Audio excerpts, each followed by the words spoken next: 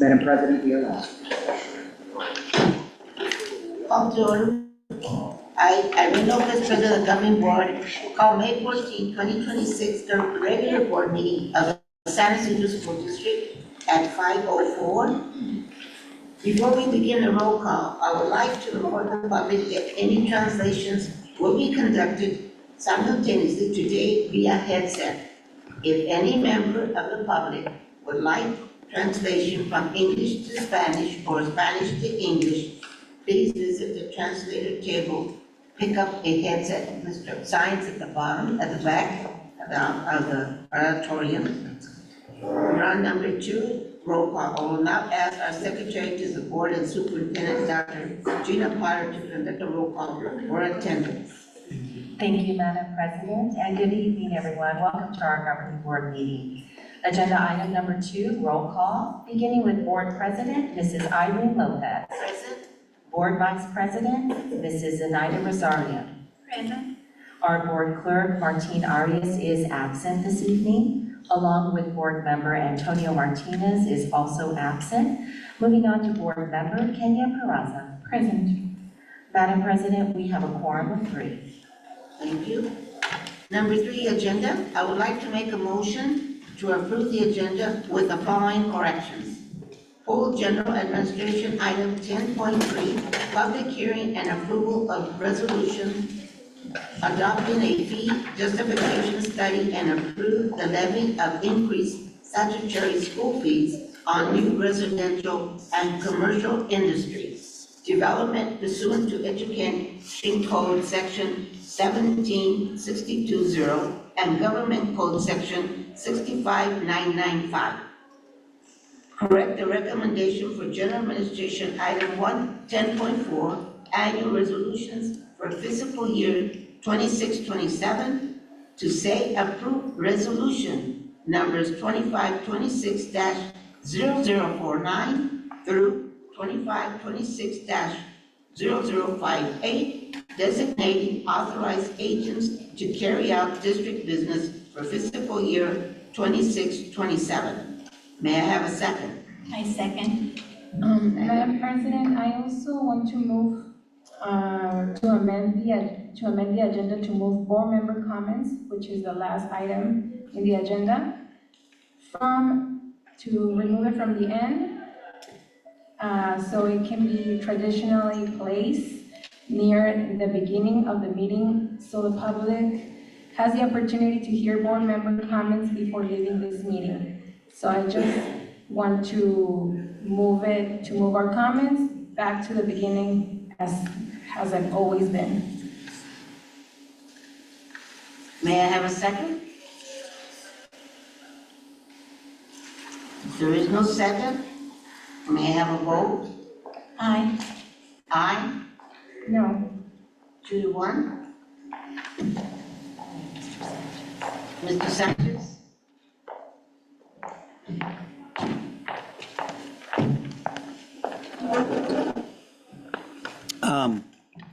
Hello. Okay, so the Ed Code requires that with regards to meetings by a school board, any action taken, the action taken has to be done by a majority of the sitting members of a board, not just the members that are present at the meeting. So in order to take an action, that means that you have to have all 3 votes to carry a motion. So. But we do have a quorum, right? You have a quorum. Oh. So the question is approving an agenda really taking an action? And so the vote that's being taken right now is the motion that was to approve the agenda as written with the modifications that were kind of written into that. So with the no vote, that means that there isn't a vote to approve the agenda. So the options are to say, okay, 1, we have to re-vote so that you could approve the agenda as is, or Two, you don't, don't have a meeting, but for me, the agenda stands as it is. Really, all we're just saying is we're approving the agenda, because the agenda was published under the Brown Act. And so I don't think that there's not a requirement under the Ed Code that says that you have to have a motion to approve an agenda. So, I think that the options for the board are, if you really feel like you need to have the approval of the agenda, you can say, well, we're not going to, move forward with the agenda unless you re-vote and then everybody votes to do that. Or you go forward with the agenda as written in the Brown Act. The original agenda. When you get to the items that we want to pull, you can always deal with those individually and decide to make those changes at the time that it comes up. So I think we have to just defer to the agenda as written, okay? Or you could call for another motion to see, but I think you can move forward with the meeting with the agenda as written, dealing with the individual items that were spelled out with regards to the items that needed to be pulled. You can deal with those as they come individually, okay? So it requires 3 votes? Everything would require 3 votes, that's correct, in order to pass, okay? So, I agree with pulling and making those changes, and I'm just suggesting what we have always been doing, which is having our board member comments after public comments. I don't see that that's very irrational to ask. Just Maybe we can vote on that? for the record on that, most of the districts that I represent, both community colleges and K-12 school boards, have the comments of the board at the end of the meeting. I've been in 3 meetings this week, and all 3 had those comments at the end of the meeting, and they have for a while. So it's not unusual. That's all I would say. Mr. Sanchez, that means that there needs to be another motion right now, right? Because the agenda did not pass. No, either you can do another motion and do it, or the agenda just goes forward as written, and then you'd have to just deal with it. You can make the motion again and see. I guess we can try one more time. I guess the question is, are you prepared to vote yes on the motion that was made by Ms. Lopez? Well, I would like to ask if they would like to vote on my motion. I think the answer, well, I don't want to speak for them. My Well, there's no alternative. second, so that is up. Yeah, there's no second, so there's no motion on the table, so. Right, but someone can second it. So I think the best thing under the circumstances, it seems like we're at an impasse here, that we just move forward with the agenda as written, and then on those other 2 items, you can deal with those individually when they come up. Okay? All right. So, but if you're sure, then let's move on. But I think we definitely need to make sure Make sure about what? about we can move forward with the agenda. Oh, yeah, you can move It's forward with the not part of agenda. the Robert's Rules of Order, okay. Well, yeah, the approval of the agenda generally is saying we're making changes to the agenda. And the agenda was already published under the Brown Act. And so that's what we're telling the public is how this agenda is going to play out. And so I think that's what, you're safe doing that, okay? There's no legal requirement that requires the approval of the agenda. Okay? Thanks. Thank you. So we're now on 4, public comment communications on closed session items. None for closed. Okay? So now we're on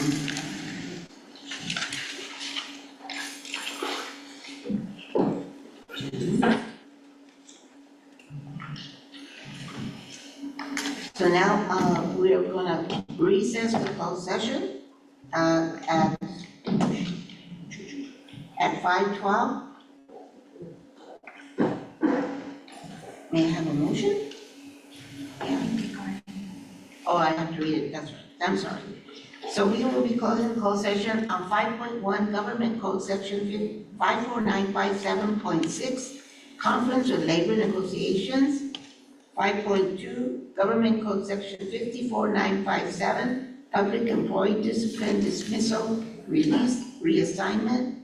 5.3, Conference with Legal Counsel, Anticipated Litigation.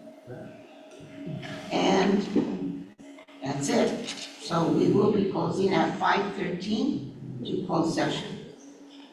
Thank you. Oh, may I have a motion to close session? I make a motion to go into closed session. I'll second it. All in favor? Aye. Aye. Aye. 3-0, okay. So now we will be closing for closed session at 5:13.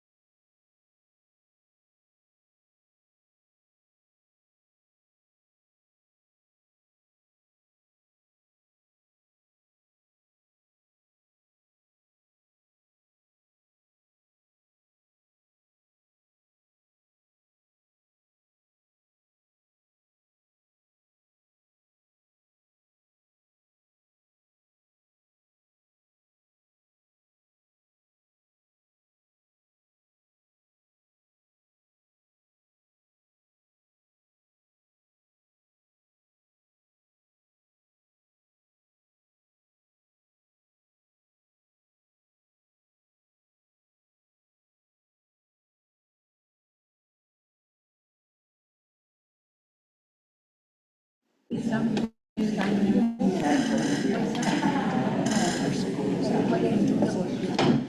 to order. We are now reconvening into open session from closed session at 6:23 p.m. And we have no action was taken. The board has nothing to report from closed session. Before we begin the open session, I would like to inform the public that all translations will be conducted simultaneously today via headset. If any member of the public would like to translation from English to Spanish or Spanish to English, please visit the translator's table to pick up a headset at the back of the auditorium.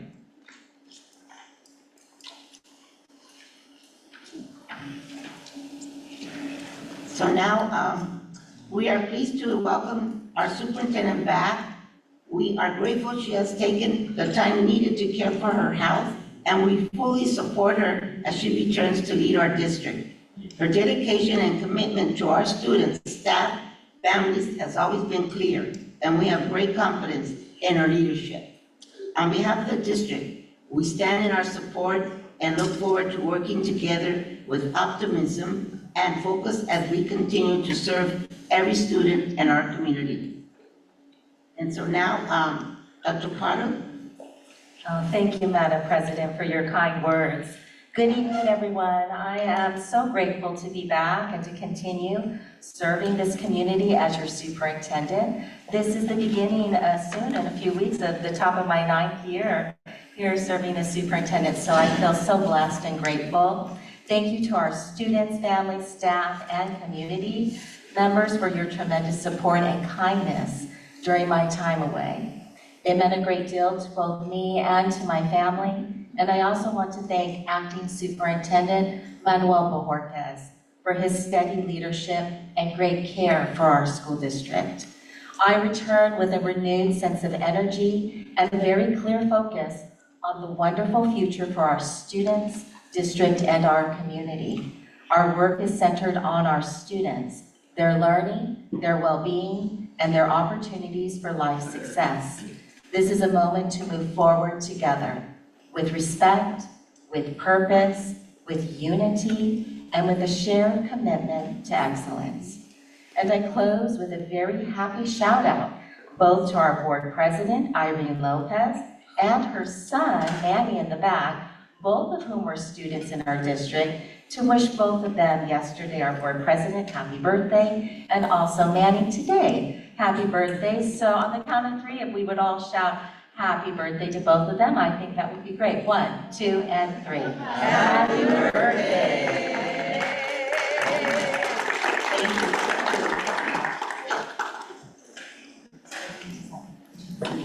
Yes, so now we're on 7, roll call. I'll now ask Secretary to the Board and Superintendent, Dr. Gina Potter, to conduct the roll and call for attendance. Thank you again, Madam President. And on agenda item number 7, our roll call, Board President and Birthday President Irene Lopez. Present. And our Board Vice President, Zenaida Rosario. Present. Our Board Clerk, Martine Arias, is absent this evening. And our Board Member, Antonio Martinez, is also absent this evening. Board Member, Kenya Peraza. Present. Madam President, we have a quorum of 3. Thank you. I will now lead in the Pledge of Allegiance. Please stand for the Pledge of Allegiance. Place your right hand over your heart. And ready, begin. I pledge allegiance to the flag of the United States of America and to the republic for which it stands, one nation, under God, indivisible, with liberty and justice for all.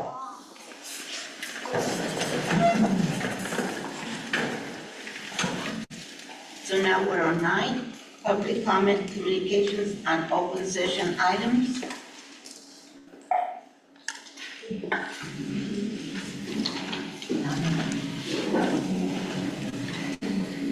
Okay.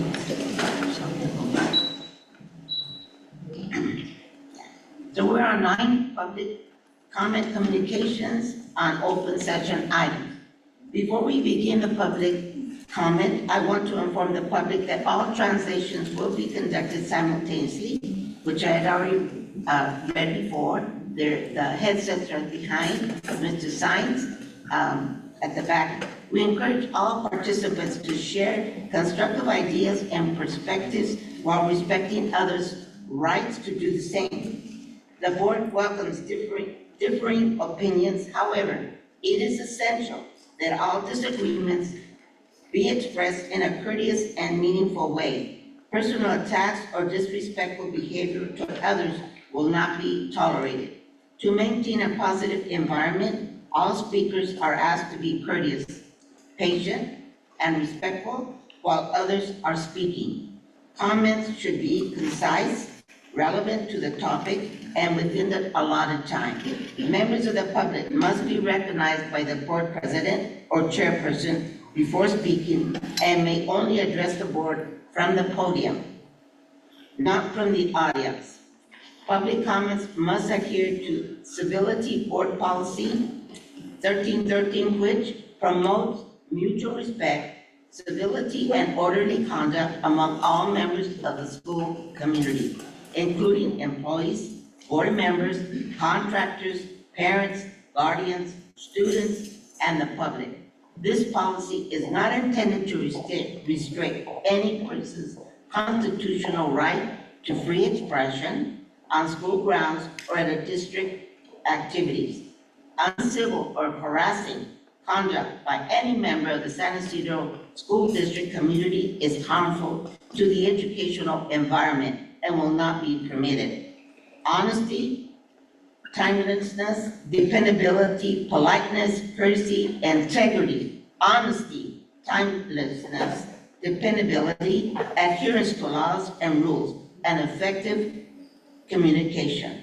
Students, staff, and parents, guardians, and community members are expected to communicate and behave in ways that do not disrupt district operations, hindering learning, or create unsafe environments.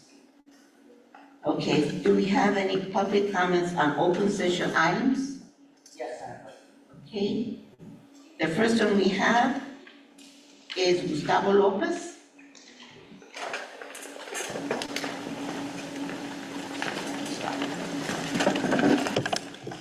Good evening.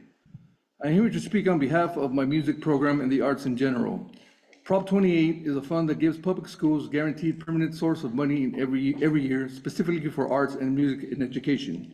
Prop 28 clearly states that 80% of the money goes to the pay certificated and classified staff.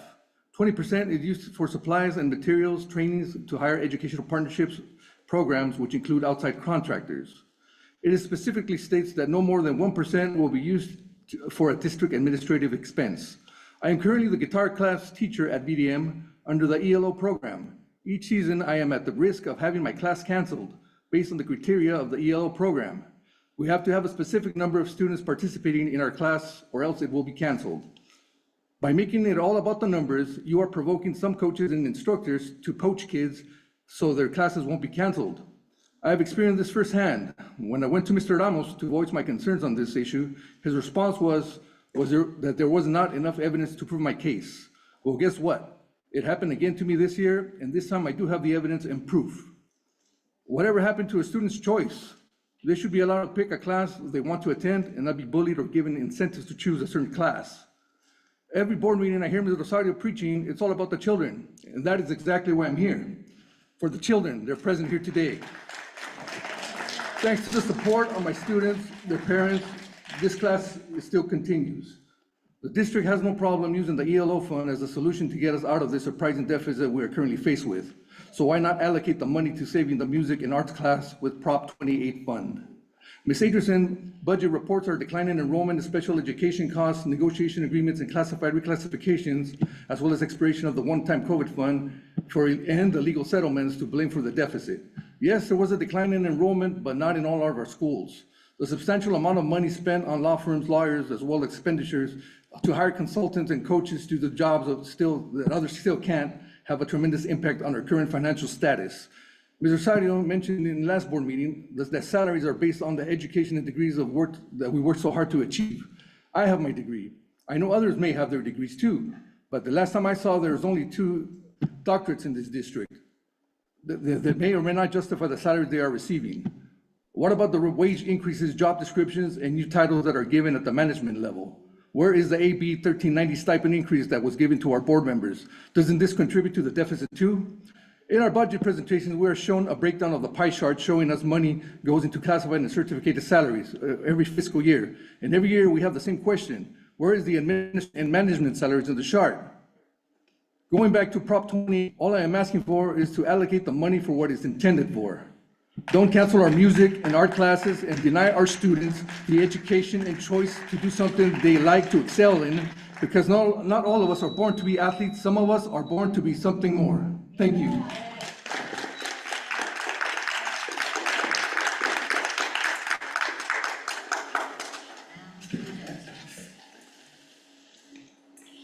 Lydia Morales.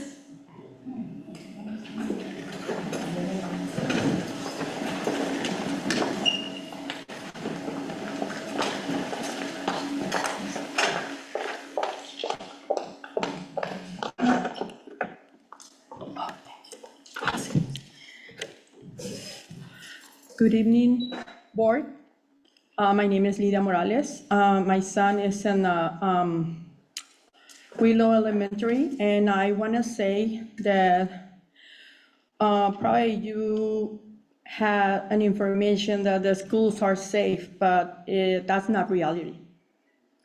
Especially my case about my son in special education in Willow, he's been suffering a lot, and my family and me, we've been suffering with him because my son have not enough attention in his classroom since there's only a teacher and 1 attendant. And when they go to the outside to their break that they have after they have their meals. My son has been attacked many times, and even one time, the principal that was at that time, because in Willow is being changed like at least 4 or 5 principals. So when the principal at that time called me, I went and picked up my son, and she said it was my son's fault, and at the end, it wasn't true. So the principals in Willow, and I'm pretty sure in other schools in San Ysidro School District, they're trying to cover what is going on, but the environment is hostile in the schools, and that's not acceptable. You have to take care of that. That's an assignment that has to be done, because it's not working. And our kids are suffering, and with our kids suffering, all the family suffers. So this is important, and it has to be achieved. Kids have to be a safe environment every time they go to school. Bullying is not part of the development process. Bullying shouldn't be acceptable in any part of the school. In any, my son is in special education, but I'm pretty sure other kids, and I've had here about other parents that instead of feeling safe, they feel that their kids are not in a good environment and in school, and that is just not acceptable. Please consider, because we are looking for you to fix that problem. We need that to be fixed, so that way our families have to feel safe, that our sons are going to be on school in a safe environment. Thank you.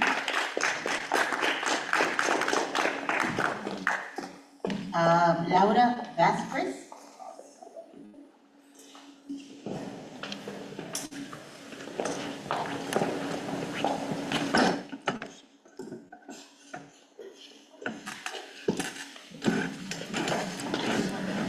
Buenas tardes, miembros de la mesa directiva. Mi nombre es Laura Vázquez y estoy aquí porque me siento ignorada por el distrito cuando se trata de la educación de mi hijo. Hace unos días tuve la junta de IEP de mi hijo en la escuela La Mirada. Después de la reunión envié correos electrónicos solicitando otra junta porque no estoy de acuerdo con algunas decisiones que se tomaron. Hasta hoy ni la coordinadora Ana Guzmán ni el señor Rick Quintana me han respondido. Como madre es frustrante tener que luchar solo para ser escuchada. Los padres merecemos comunicación, respeto y apoyo, especialmente cuando estamos hablando de estudiantes con necesidades especiales. No me gusta hablar en público, pero voy a seguir defendiendo a mi hijo y exigiendo que sus necesidades sean tomadas en serio.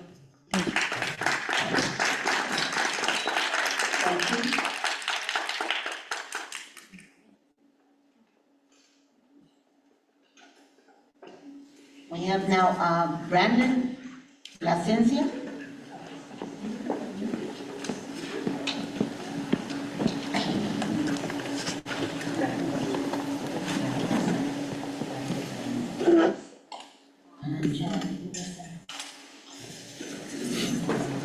Public comment.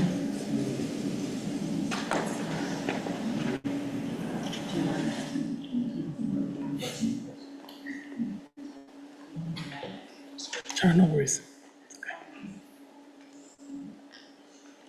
Give me 1 second, then. Sure, no worries. Perfect. Hello, my name is Brandon Plasencia. I'm a new resident here to the Otay area. I'm also a member of the Otay Mesa Planning Group. I'm happy to be here talking with you guys today.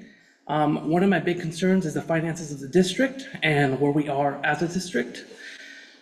Otay Mesa is slated to grow in the next 10 years from a population of 16,000 to over 68,000 residents. A lot of this will come from new building. I'm very, very aware of all the plans that are going to happen and be executed over the next 10 years as part of the planning group. But I am concerned about the current fiscal status of the district. I see, according to my report here, that the district's only going to end up with $114,000 in reserve accounts, according to your guys' latest report.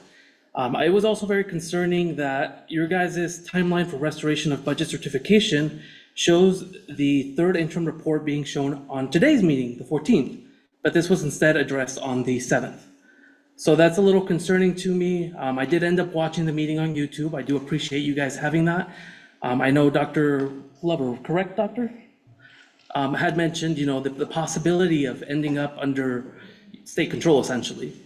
I want to see what else we can do as a district and as a community to address these issues. Just looking at the numbers, I think there's still some things we have able to, get off or maybe negotiate better. I was looking at some of the accounts, looking at some of the expenditures, and I don't know if necessarily we're getting the best deal on some of these expenditures that we have. I noticed a lot of purchases from Amazon. Why are we buying day to day instead of a bulk amount for the school year? Could we save and have a better deal that way? Obviously, I don't have your guys' detailed financial reports, so I couldn't tell you these answers, but looking at them, from the public's view, it is a little concerning because I'm like, hey, I see little areas where we can add up, maybe have an extra 5% of funds. Anything can help. So decisions that are made at this board are very important, and I am very concerned for Otay Mesa as it continues to grow, and it is planned to grow. I know my community where I live of Epica was promised a school that would be run by San Ysidro Unified. I did call the district and I was told nobody was aware of any land being given to the district. So I know that there's a couple acres of land that are, deeded for you guys. And if you guys need any help, anything else that I can offer you guys, please let me know. I can use my contacts in the community. I can look at any of the fundraisings that we can do. And same thing, if you want help analyzing your guys' numbers and your budget, I'm more than welcome to, being there, looking over all your guys' numbers and seeing anything that may have been missed. In my local community, I run my HOA and I found thousands of dollars of waste, thousands of dollars of bad purchases, all because it was just mismanaged. So, that's my comment. I appreciate you guys' time. Welcome back, Doctor. Thank you. Thank you.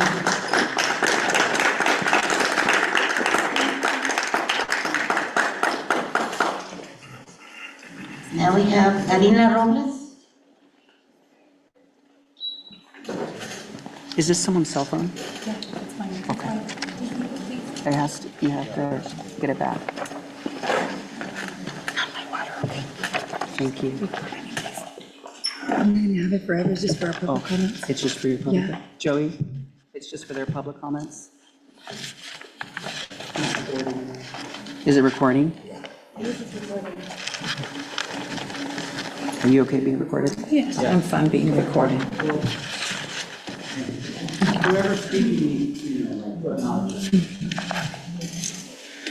Buenas noches, miembros de la Junta. Mi nombre es Karina Robles, madre de un estudiante en la escuela primaria Willow. Este es un llamado urgente a ustedes, los encargados de proteger la seguridad física y emocional de nuestros hijos. La escuela Willow se encuentra en una situación grave que necesita intervención inmediata. Los padres de familia de esta escuela no toleraremos un incidente más que ponga en riesgo la vida y la integridad de nuestros hijos. Amenazas de muerte entre estudiantes, alumnos siendo acosados y amenazados en los baños durante el día escolar y en los programas después de escuela, negligencia, falta de supervisión y entrenamiento del personal a cargo de nuestros hijos durante el día y en los programas después de escuela, incidentes donde niños han sido lastimados, sufren lesiones dentro de la escuela y no son reportados por el personal, padres a los cuales se les niega recursos y son discriminados de manera cruel por parte de esta escuela. Presencia constante de la policía. Y muy recientemente, un incidente en el cual la policía acudió a la escuela debido a que un estudiante trajo un arma blanca.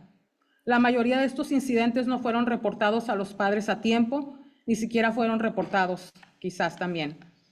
Pero algo igual de preocupante y grave es la falta de intervención, de presencia, de profesionalismo y la falta de interés de la directora de esta escuela, quien se niega a atender y escuchar a los padres, tal como acaba de suceder en la junta del 8 de mayo de Café con la Directora, en la cual nos dejó plantados a los padres, sabiendo que había padres buscando ayuda, información y soluciones.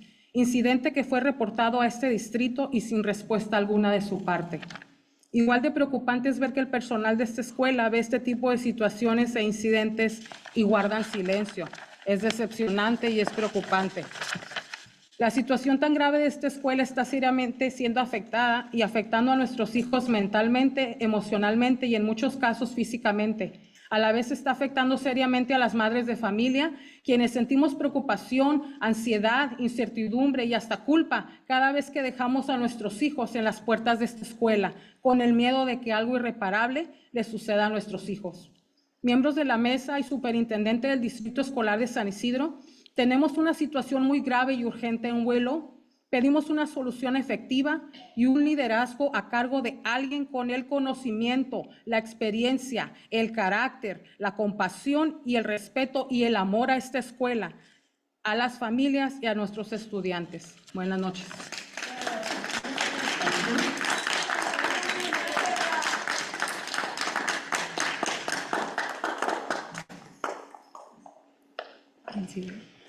Next, we have Allison Murillo.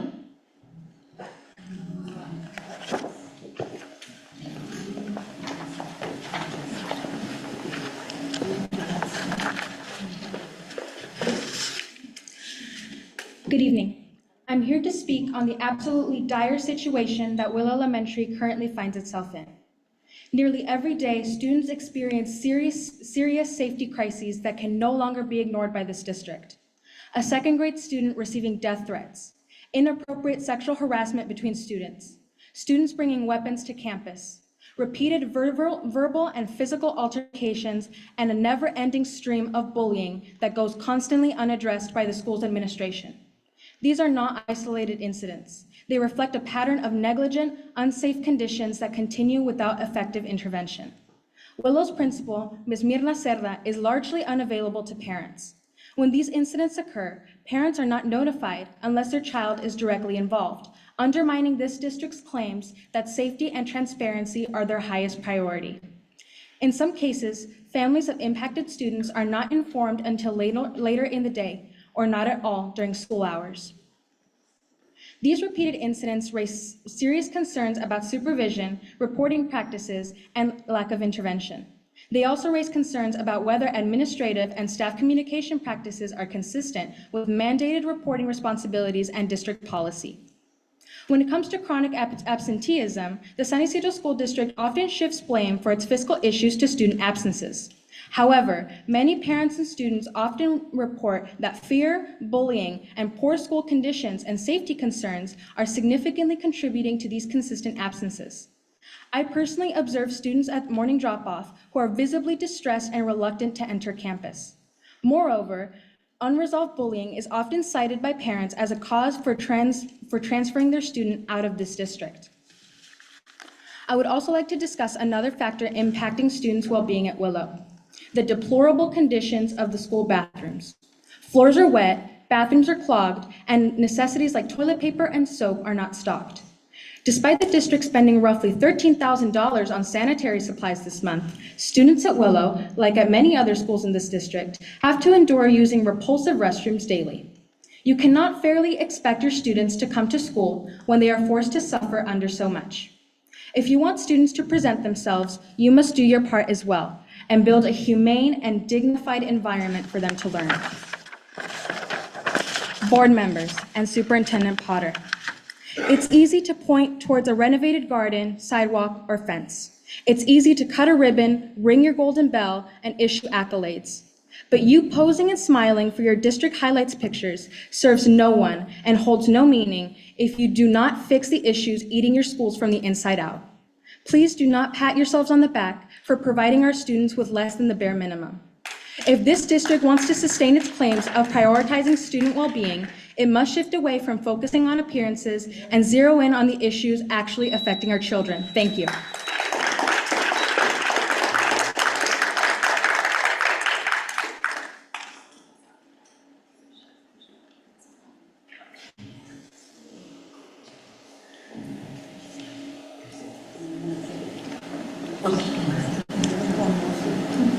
Sorry about Ms. Palestino, you're next. Sorry, it was out of order, okay?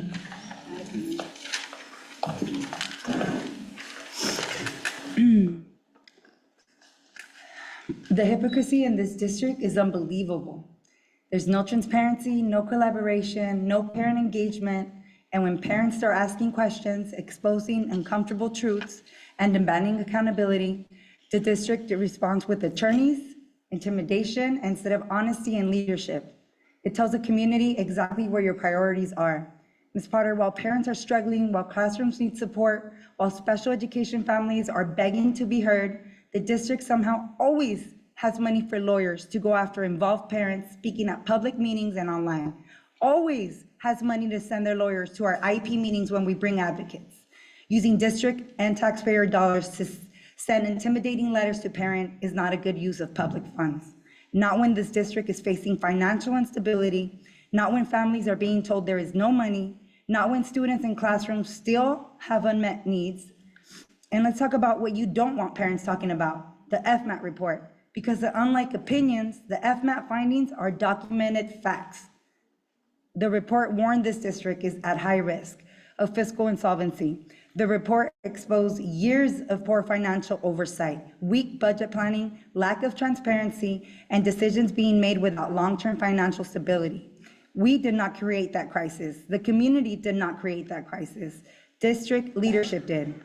The report showed millions in ongoing projected deficits. It showed spending decisions that exceeded available funding. It showed a district continuing to approve raises and obligations without sustainable financial planning.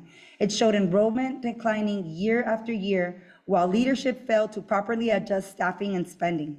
That happened under your leadership and under the leadership of the same board members who continue protecting each other politically instead of protecting students. And instead of accountability, parents get threatened for speaking up. That's what outrages us. Parents are tired of hearing the no money, there's no money for student support, for campus improvements, special education services, enrichment, field trips, classroom resources, while district leadership spends taxpayer dollars protecting reputations and controlling public perception. And honestly, Ms. Potter, many families hoped that after your leave, you would come back refreshed, humbled, and ready to rebuild trust with the community. Parents hoped you would return ready to listen, ready to collaborate, ready to work for families, ready to focus on students, but instead, you came back focused on controlling the narrative, silencing criticism, protecting leadership, and reminding everyone who holds the power. That is not leadership. It's political damage control. We are angry because the district repeatedly withholds information from the public until pressure forces transparency. Families are angry because involved parents are treated like enemies instead of partners. Families are angry. Thank you.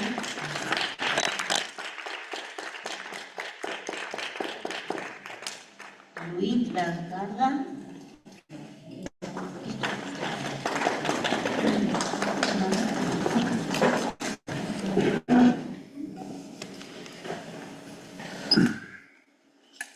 I forgot my glasses, so I don't know.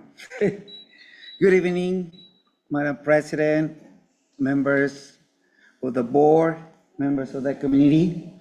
My name is Mr. Lagarda from Ocean View Hills, and I'm here tonight to speak in support of Dr. Potter and the progress that our district has made under her leadership. Of course, it's a different point of view, very different from the ones that precede me. Over the past several months, the district has been experiencing division, conflict, and misinformation. And I believe it is important to bring balance and facts into the conversation.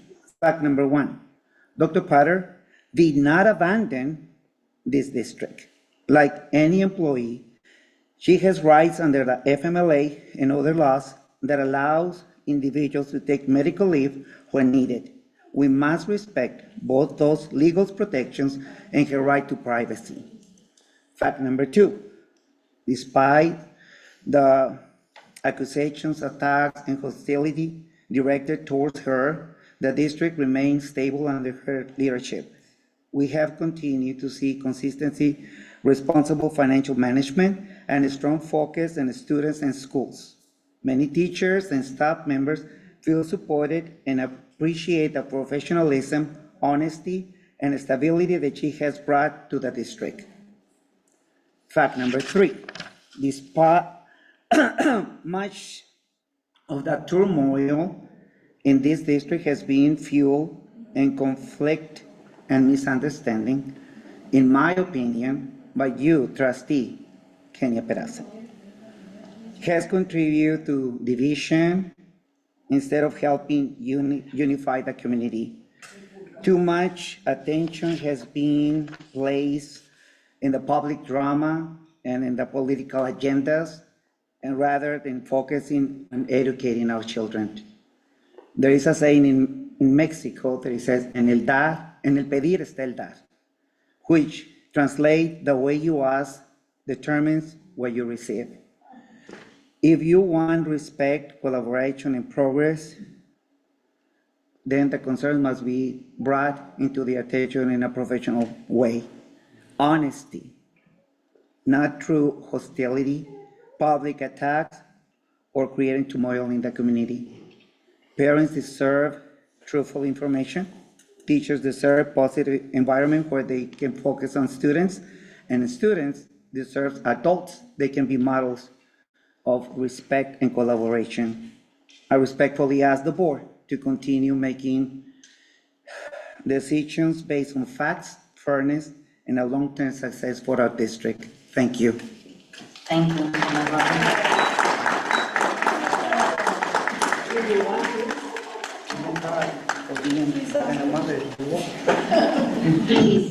Please have a little more respect for all speakers, just as we had respect, they had respect for you. We now have Natalie La Rosa.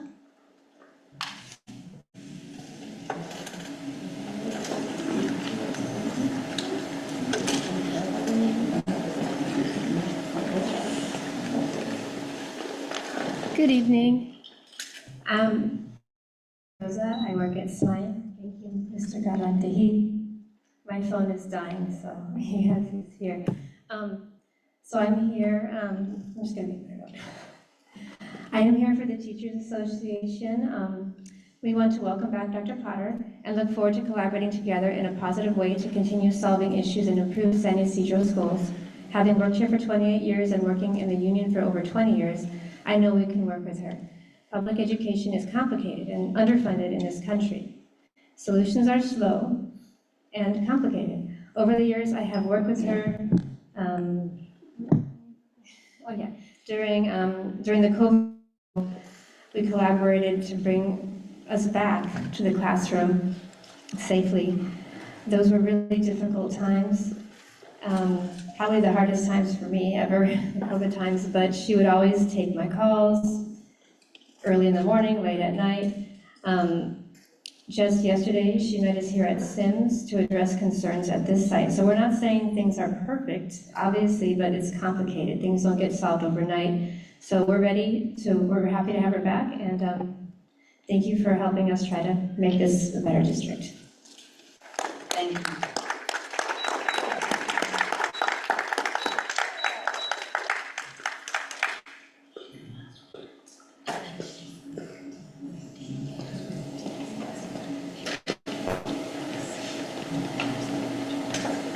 So now we have Katina de Leon.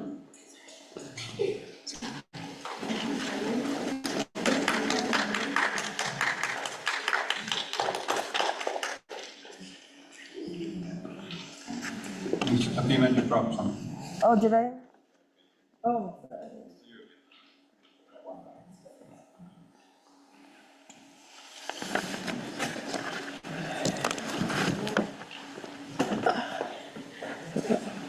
I'd just like to apologize for my voice. I am losing my voice. Usually happens at the end of the year, but I'll do my best. I would like to start out by saying good evening, board members, trustees, and superintendent. As the SYA president, I would like to welcome our superintendent, Dr. Gina Potter, back as she continues the important work of leading our district and striving for excellence that San Ysidro deserves every single day. SYEA appreciates the tireless effort and dedication you've shown to our students, staff, and community. While we may not always agree on every issue or share the same ideas, we have continued to work together with professionalism, fairness, and mutual respect. As we move this district forward, there must be accountability for every member of this board to communicate truthfully, act with integrity and decorum, and represent this district in good faith. Our community deserves leadership that focuses on solutions, not division. For the past year, our district has faced too much negativity and confusion. It is time to move beyond the divisive rhetoric and become the beacon of change our students and staff need us to be. If we are truly here for the students and staff, then it is time for us to rebuild that trust, stability, and excellence that I know San Ysidro has always had. For 25 years, I've been in this district, and I've been a proud San Ysidroan. I know it's not a word, but I just made it up right now. Our students and staff deserve to come and work to school each day empowered, supported, and free from constant cloud of negativity hanging over our district. Together, we can restore the pride and excellence that San Ysidro is known for. It's time to move forward with our district and move forward without all of the embellished untruths and chaos that has been created in our district over the past year. When I came to this district back in 1999, we had different issues that were going on with several different superintendents that were in and out of this district. And I can honestly say, with Dr. Potter, this district has been excellent. And I appreciate all your hard work and dedication that you have to our students, to our staff, to all the board members that we have, and everybody else that's in our community. And I want to say I appreciate you. Thank you. Thank you.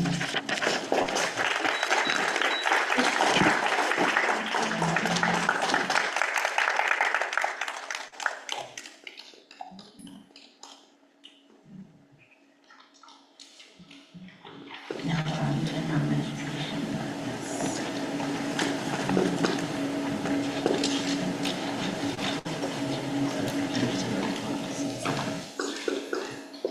Okay, so now we're on 10.1, minutes.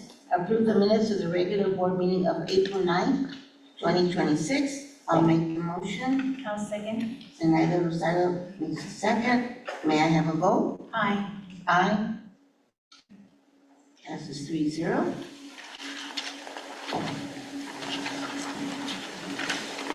And now we're on 10.2. Resolution number 2526-0048, establishing annual special tax rates for community facilities districts number 2 and number 3 for 26-27 fiscal year. Okay, the governing board acting as a legislative body for community facilities district number 2 and 3 of the San Ysidro School District approves the adopts resolution number 2526-0048, establishing annual special tax rates for community facility districts number 2 and number 3, the 26-27 fiscal year.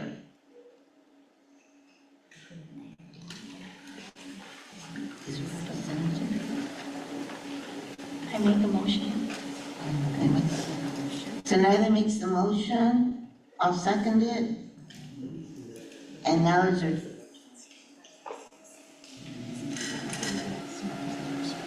is a representative from Key Analysis here? From,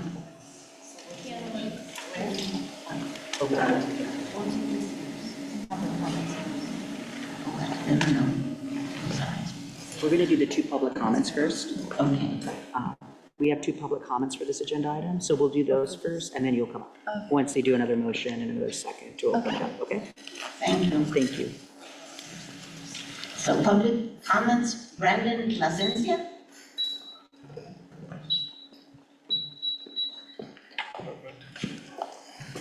Good evening, board, once again.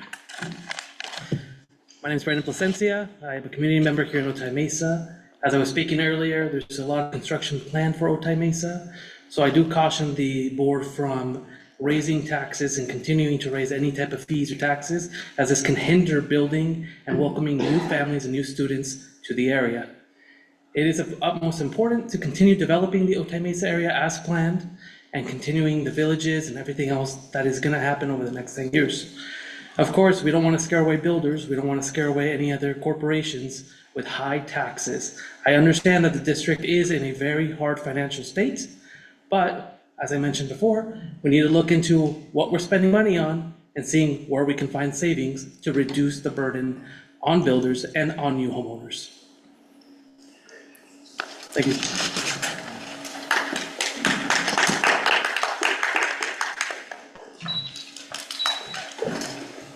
Okay, thank you. Roxanne Palestino?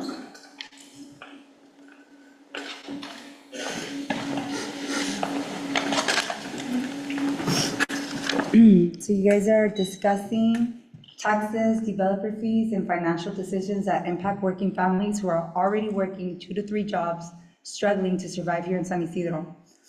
But this district continues coming back asking for more money.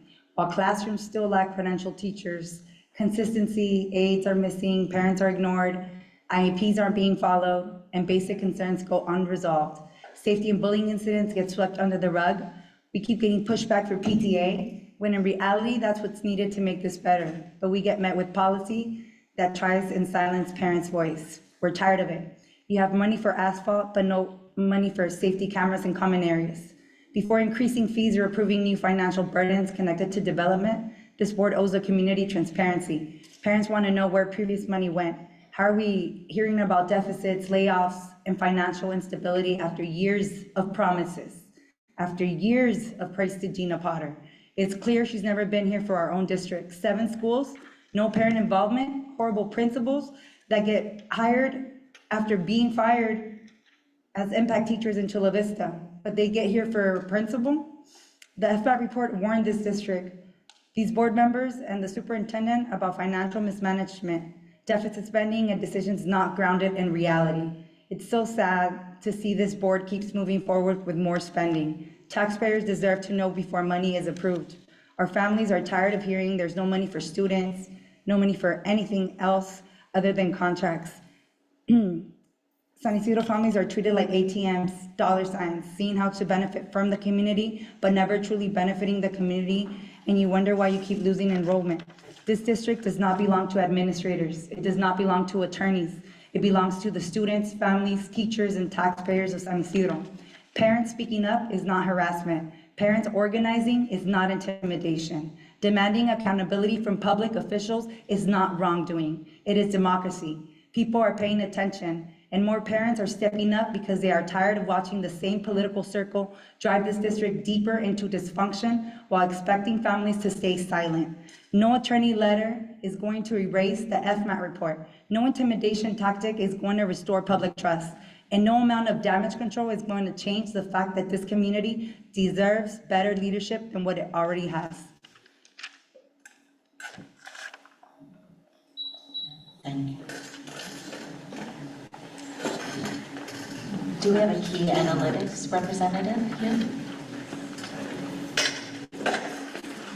Would you introduce me? Our chief business official, Marilyn Adrianson, will introduce our representative from Key Analytics, who will explain the Community Police District's annual special tax rate provision that has to do with the general obligation bonds, which indeed are separate and distinct from the district's general fund. Hi, good evening. That we have tonight from Key Analytics, our financial analyst, Eileen Liu. Yes.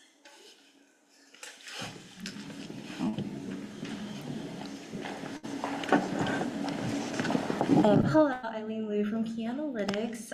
So we are normally, my role, I'm only in charge of the special taxes, so the CFD number 2 and 3. Questions for the GO bond would have to be directed to the financial advisor. Sorry, not me. Did you have questions on the special taxes? Yes, we would like you to give a general summary and overview of what a CFD is and what the special taxes are. Yes. So a CFD, that stands for a Community Facilities District, and what it does is group an area of properties together that are within the school district boundaries. And then within the boundaries, we do collect a special tax from the homeowners, the taxpayers, and that all those funds go towards to mitigate the impact of bonds issued by the school district. So for San Ysidro, it's the certificates of participation, and these all fund different projects for the different improvements for the school district. And I know that there's CFDs numbers 2 and 3. Do you, in your notes, happen to recall the years that those CFDs were established for the COPS or the certificate of participation? So the COPS, I do have.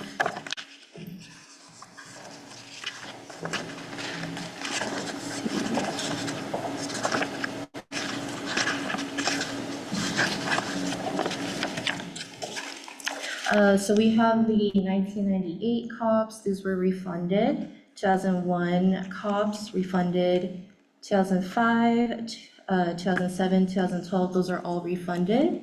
The current outstanding ones are the 2015, 2016 refundings, and then the 2021 COPS. And then we're currently still working on the 2026 COPS that might be special, it might be special tax bonds, but we're still in the works for that one. And Eileen, if you don't mind staying there, I will ask our chief business official to explain the difference between the CFDs and the district's general fund and how to do separate funds. Hi again. Thank you. So for the CFDs, they're also known as Melloroos, and they can only be used for construction projects where the general fund pays for or covers all operating expenses, such as our salary and benefits for teachers, classified staff related to instruction, operating expenditures such as utilities and various contracts. So completely different funds. One is just construction and facilities, and the others for the overall operating expenditures for the budget, for the district. And why do they have to be established on an annual basis?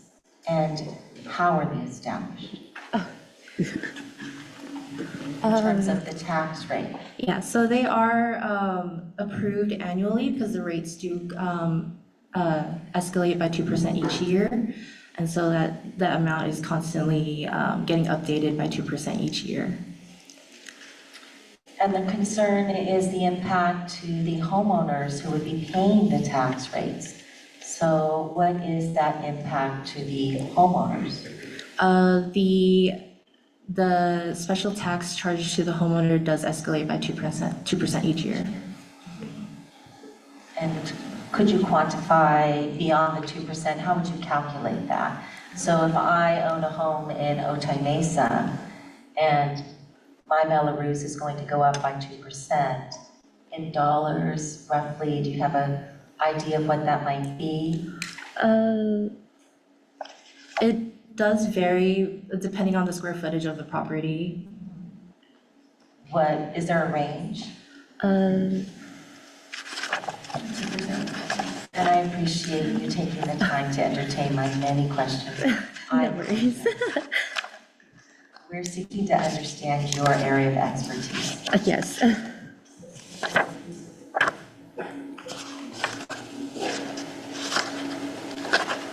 So I don't have the amount readily available. If it's okay if when I go back to my office and do those calculations for you, I can send Miss Adrianson over a table or something like that. Yeah, I could do a breakdown of the increase from, would you want to see last fiscal year versus this fiscal year? Wonderful. Yeah, I could do that for you. Yes, and that way we're being transparent with the impact to the homeowners.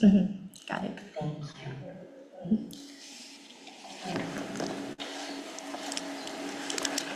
Does anybody have any more questions?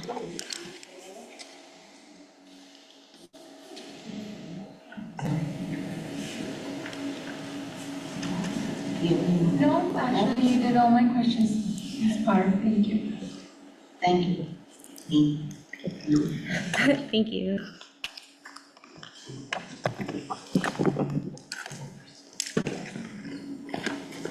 May I call for a vote then on 10.2?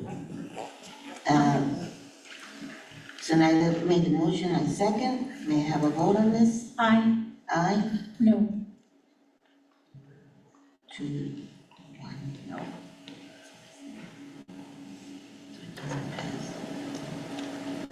Okay. This does not pass, so now we're on 10.3. That was, it was full. Okay.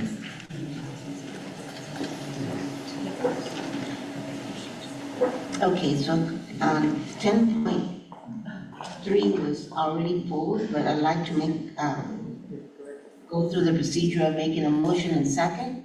So I'll make the motion. I'll second. And then there are seconds.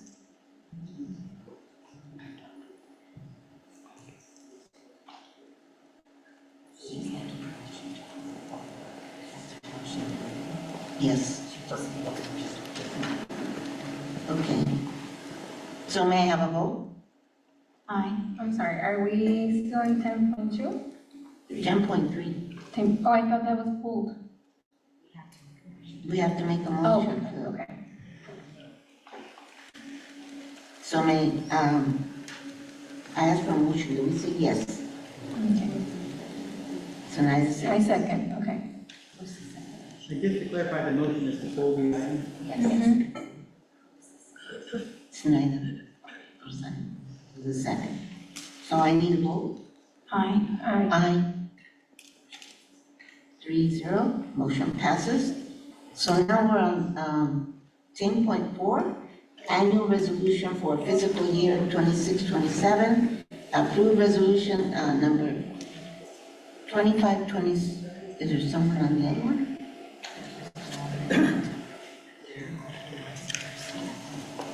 Okay. Resolution 2526-004 through 2526-0058. And designating authorized agents to carry out this district business for the fiscal year 26-27.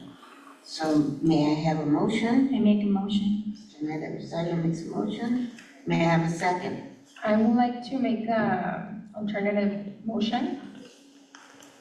I would like to propose an amendment to the resolution 25-26-0053 and related fiscal authority items based on the serious concerns identified in the FCMAT report regarding internal controls, financial oversight, deficit spending, and lack of transparency, as they reported. The audit identified significant weaknesses, including inadequate segregation of duties, weak financial controls, and failures in oversight.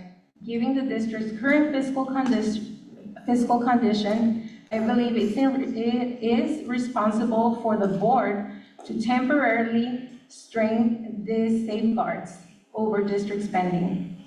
Under Resolution 25-26-0054, the superintendent and chief business official are currently being granted authority to approve contracts up to $15,000 for public projects and up to $30,000 for all other contracts without prior governing board approval. Therefore, I am proposing the following amendments. A temporary 50% reduction to discretionary spending authority accounts. Reduce the purchase car account authority from $40,000 to $20,000. Reduce the district revolving cash fund from $100,000 to $50,000. Require any expenditure or contract exceeding $15,000 to come before the governing board for approval, including through a special board meeting if necessary. This proposal is not intended to interfere with operations. It is intended to strengthen accountability, improve transparency, and protect public funds, while the district works through serious fiscal concerns identified in the FCMAT report. So, at a time when the district it's facing deficit spending, reserves concerns, and ongoing fiscal recovery efforts following second interim and now the third interim, I believe increased oversight is not optional. It is our fiduciary responsibility to the public, our staff, and our students. So this is my alternative motion, my proposal for the temporary 50% reduction to discretionary spending authority accounts based on the FCMAT report. Madam President, I heard a first motion by Board Vice President Zenaida Rosario. I didn't hear if we called for a second to that. And then I heard an alternate motion from Board Member Kenya Peraza. So I think at this moment in time, and we have a speaker slip. So at this moment in time, I think you could ask if there's a second, a second to the alternate motion. That would be the first question. Okay. So I am asking for a second for the amendment by Mrs. Peraza for a motion. Alternate motion of 50%. May I have a second? There is no second. So we go back to the original one, the motion that was made by Zenaida Rosario. The second. I'll make the second. I need a vote. And then before we vote, there's a speaker. We have a speaker, yes. I thought the And we speakers have discussion. Okay. There's one speaker. I'm sorry, Ms. Peraza, it is done. We need to have a second. So we do have a speaker on 10.4, Allison Murillo.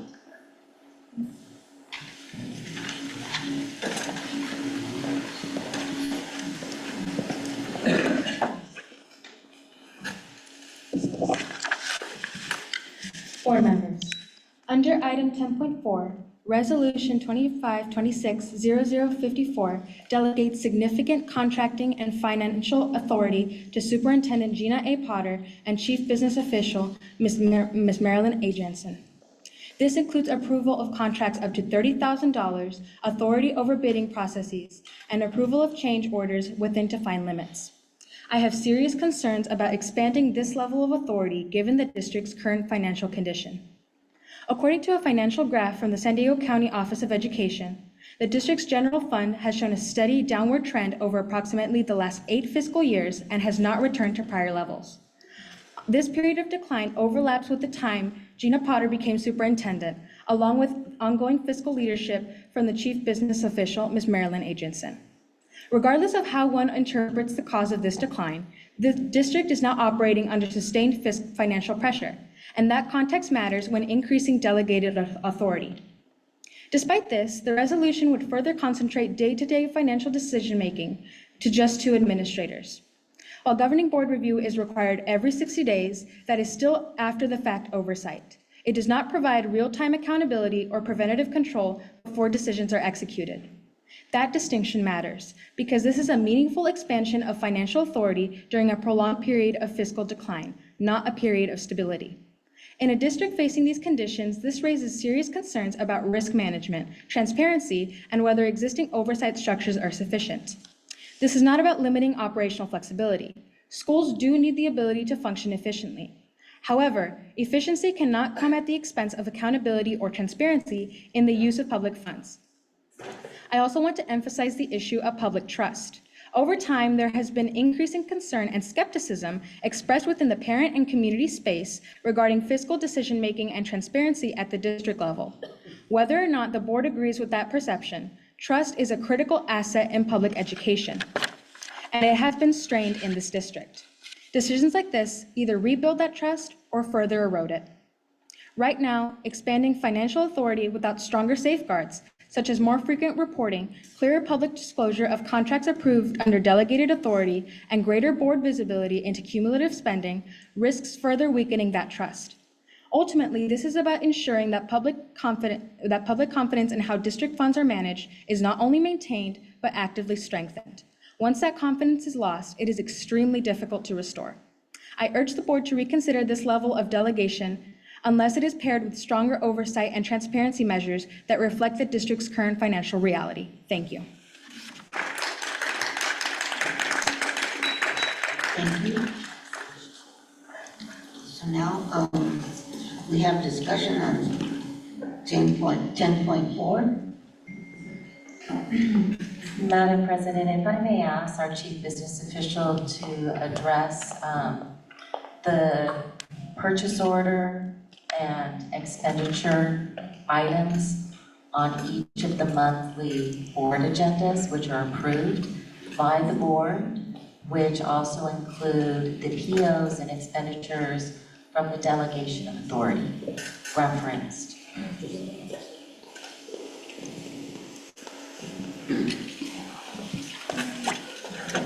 So every month, the board members receive a list of all purchase orders and expenditures that includes, also includes the delegation of authority limit contracts and agreements.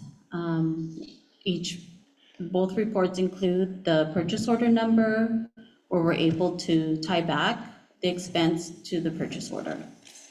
So is it reasonable to say that every single purchase and expenditure made by the district is approved by the board and transparent to the public?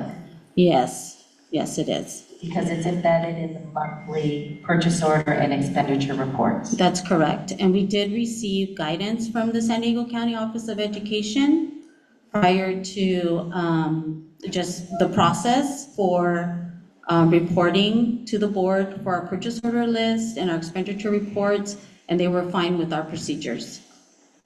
Thank you so much for clarifying that. I appreciate it. I concede to the board to listen to if there are any other questions regarding this. Well, yeah, now that you asked that, Ms. Potter. So just to add a little bit to that,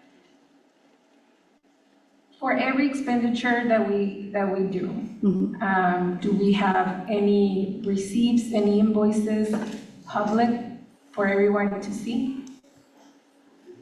Well, there are tons of invoices. Yeah.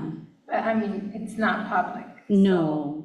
It is very difficult for a regular person to get into the report, to understand the meaning of what is one expenditure item, and then to have more explanation of what that item is.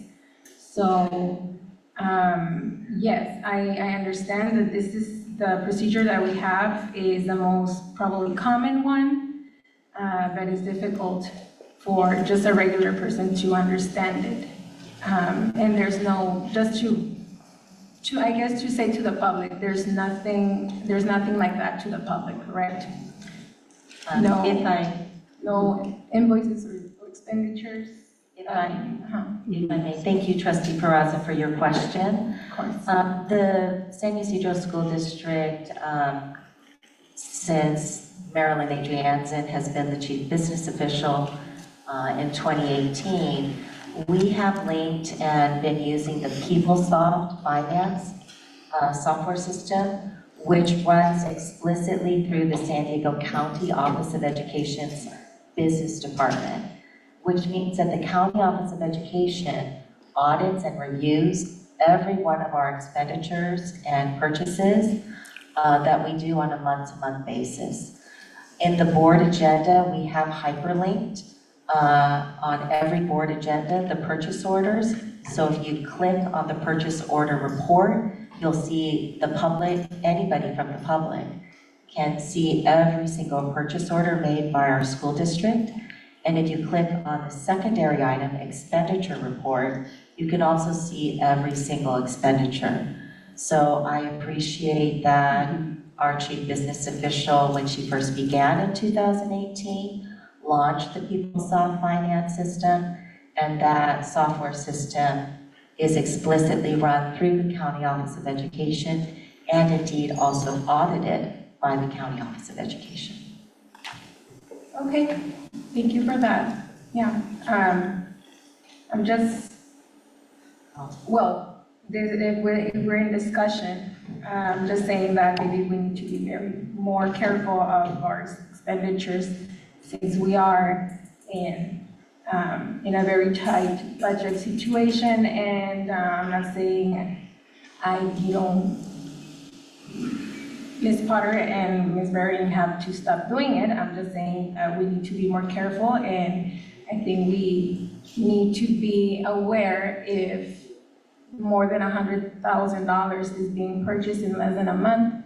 So that's why I'm proposing to reduce for 50% all the expenditures that are being done without previous school district board approval. But yeah, there's no more discussion from my end. Thank you, Trustee Peraza. We're curious if Dr. Glover has any guidance as our fiscal advisor. Yes, that's good. Thank you. Just a few thoughts on this. And Ms. Peraza, thank you for your interest in trying to save money. There's no doubt about that. That's part of what all of you up there are trying to do. We want you to know that the resolutions that are before the board right now are very common ones and they're annual. And they come with those different types of thresholds.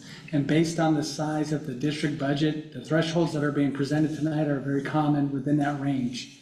The former district that I work in, it was even higher as far as the actual opportunities for the superintendent and the chief business official to approve contracts and purchase orders in that. So I would say it's operating within normal limits. I would also caution you that if for some reason these resolutions were not to pass, there's probably some unintended consequences. I'll give you a great example. These resolutions also say who can go down to the San Diego County Office of Education and pick up checks that are due to San Ysidro district employees.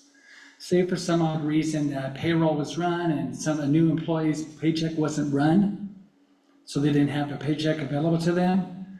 Well, through these types of resolutions, a person authorized can go down and pick up that paycheck, bring it back to the district office and make sure it gets issued to the employee. So believe it or not, these particular resolutions are common safeguards that all districts use through the resolution process to keep an eye on the expenditures. And I would say at this point, everything looks to be within normal limits. Dr. Potter is accurate in the sense that it's all processed through a software program called PeopleSoft. And San Diego County Office of Education does monitor that. And they also do random audits on all school districts where they literally pull separate PO numbers for purchase contracts and review them thoroughly in that. So I appreciate the intent. I think we're all looking to do exactly what the same goal is to find ways to save money. But I see these as within normal limits of operation for a district. Okay, thank you, Dr. Bloodworth. And, well, if there was something else that you can recommend here, because, well, in my personal opinion, $100,000 without board approval is too much. And it can be not just one, it can be more than that, right? I mean, because there's a whole list. There are different thresholds, but I would also share that based on the size of the district and the number of contracts that are entered, if you were to lower the limit too low, you folks would be spending days in meetings approving all the different types of contracts and purchase orders and that. It could potentially be overwhelming and stop you from any of the other work that you do. So that's why the thresholds, they may feel high, but when you look at the context of the district, it's within normal limits. So any percentage that will be lower than that does not work. I didn't say it didn't work, but it's, what's being asked right now is not out of the ordinary. And again, like was described, the purchase orders and the contracts, they're listed every month on one of your board agendas. I, as a board member in another district, click on them and I look at them all, just to give them a quick look and all that. So they're always in your purview along with the public also. Yeah, and there have been cases where I ask where this expenditure came from, and it's because the same reason that superintendent or CDO has the authority thanks to this resolution. So, but sometimes the amounts are a little bit surprising. Okay. All right, thank you. Thank you, Dr. May I have a motion and a second? May I have a vote? I make a motion. I think You make it. yes, we already did. I second it. Oh, wow. So all I need is your vote, please. Aye. Aye. Can I make another alternative motion? Can the board be at least aware before more than $50,000 purchases, expenditures are being done? An email will work. An email will work. We are made aware. Thank you for the awareness. And this will want my vote. So I'm trying to work this discussion. Sorry, Trying to that was work an this alternate discussion. motion, so I think what we do is call to see if there's a second to the alternate motion. is there a second? It's just an email to save any paycheck that needs to be given in less than a month. There is no second. There is no second to the alternate motion. If you call discussion. Okay, can I have a discussion? What's that? You already called to the vote. Oh, I apologize. Okay, so we need to go by the rule. So we already made a motion and a second. I need a vote. Aye. Aye. Aye. Passes 3-0. Then we can have discussion. No, it's already passed. Okay. Okay. Sorry about that. Okay. All right, so we're on 10.5, classified, sorry. If there's a motion and there's no second, there's no discussion on that. Okay. Okay, thank you.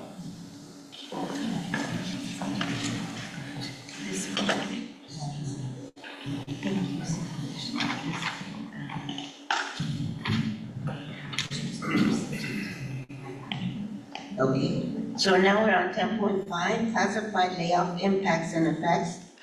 And this is approve the classified layoff impacts and effects agreement pending ratification by CSEA and the San Ysidro Chapter 154. So, may I have a motion? I make a motion. Zenaida Rosales makes a motion. May I have a second?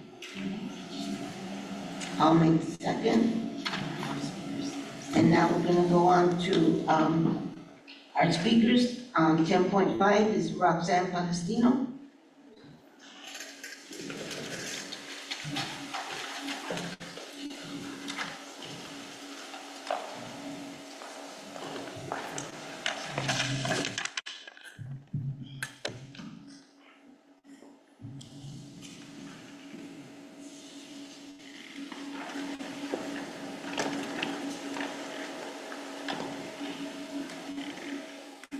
Okay.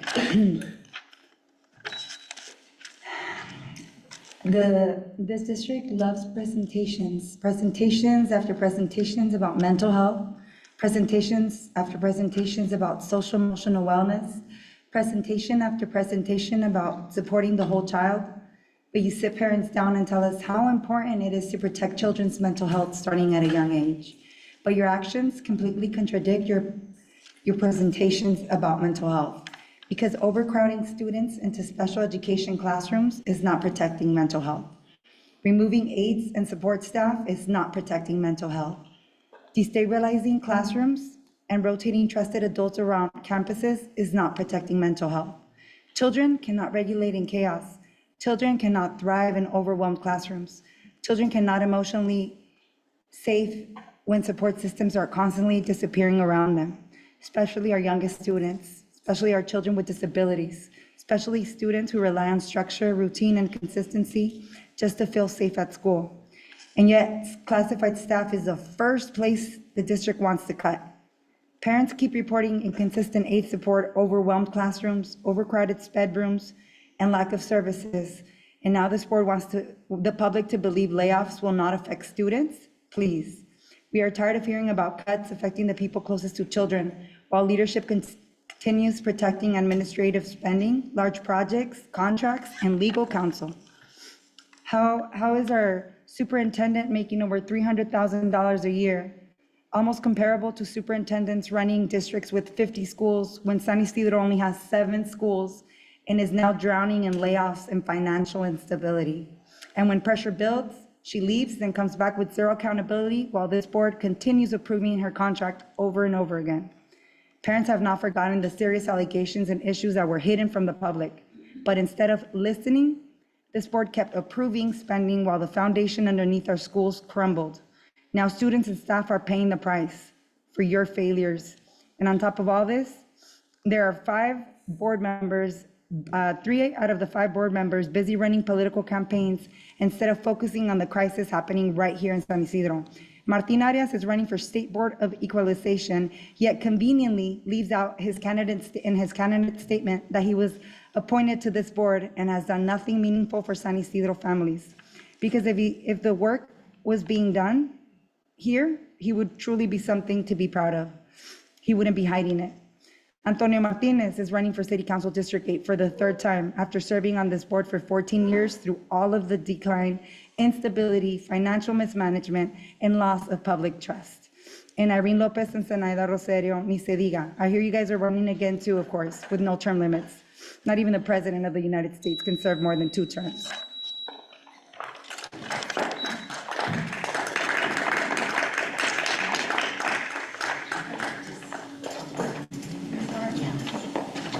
Now we have Karina Robles.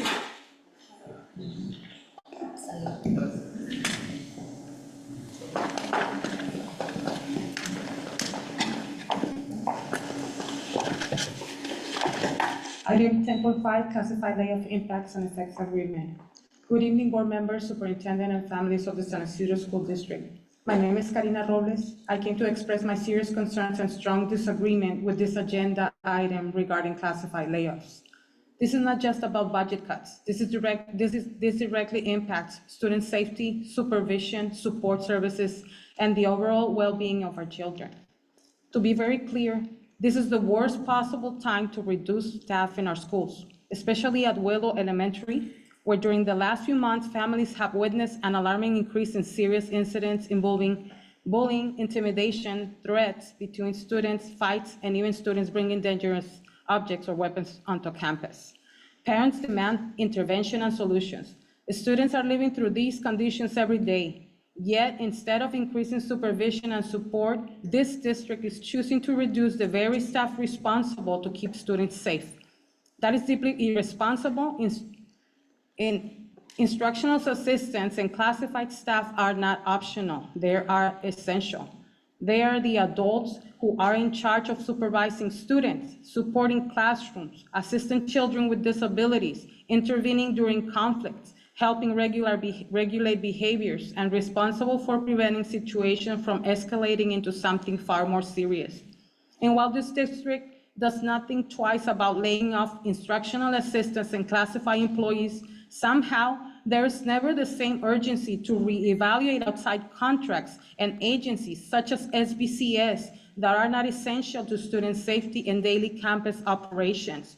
This district spent $54,000 on SBCS services for the month of April alone, clearly demonstrating where the priorities are placed, keeping non-essential services instead of keeping necessary classified employees. Instructional assistants work directly with students every single day. We need them to support children emotionally, behaviorally, and academically. They are critical to the functioning and safety of our schools. The reality is that fewer adults on campus means less supervision, slower intervention, less behavioral support, less protection for vulnerable students, and a greater risk of more serious incidents occurring.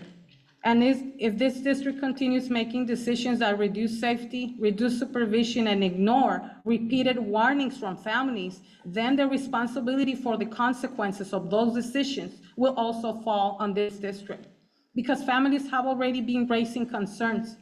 Families have been already warning this district that conditions on campuses are getting worse. Ignoring those warnings while cutting sessions staff is unacceptable. Families are tired of feeling ignored while serious concerns continue increasing on our campuses.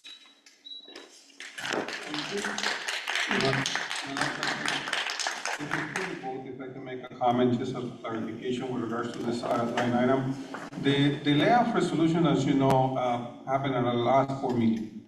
So this item is actually to mitigate those layoff resolutions and to allow us, with collaboration from CSEA, to be able to bring staff into different positions through different funding sources will allow us to provide those services to our students and families. So I appreciate Ms. Roxanne Palestino, Ms. Karina Robles' comments. I think this is part of what you're requesting in terms of mitigating the unfortunate layoff resolutions that we are required to do because of the budget reduction. And this has been addressed through our San Diego County Advisory. Mr. Wilbur, this point of information, but this could affect these positions. We're not talking about the position, we're talking about the impacts, the layoffs, as you know, that were approved at the last board meeting. I understand that. So this is the impact that But was. it goes hand by hand. Well, this is the impact that was negotiated with the CSEA union, and we continue to working with them to mitigate those layoffs. Yeah, that's understandable, but it does go hand by hand. So it is valid, the comments that were made. I'm not saying that they're not valid. It's just point of information. Thank you. Okay, so you want to go ahead? Yes, and I will thank both the district's team and the CSEA leadership team with regards to this agreement. Later on in this agenda, under 11A3 and 11A4, there are two new job descriptions that have been revised. special program campus aid, and special program instructional aid. And these are part of the impacts and effects agreement, wherein several of the individuals who have received a layoff notice in the classified layoff resolution would have an opportunity for an alternate position in these two job descriptions further down in the agenda.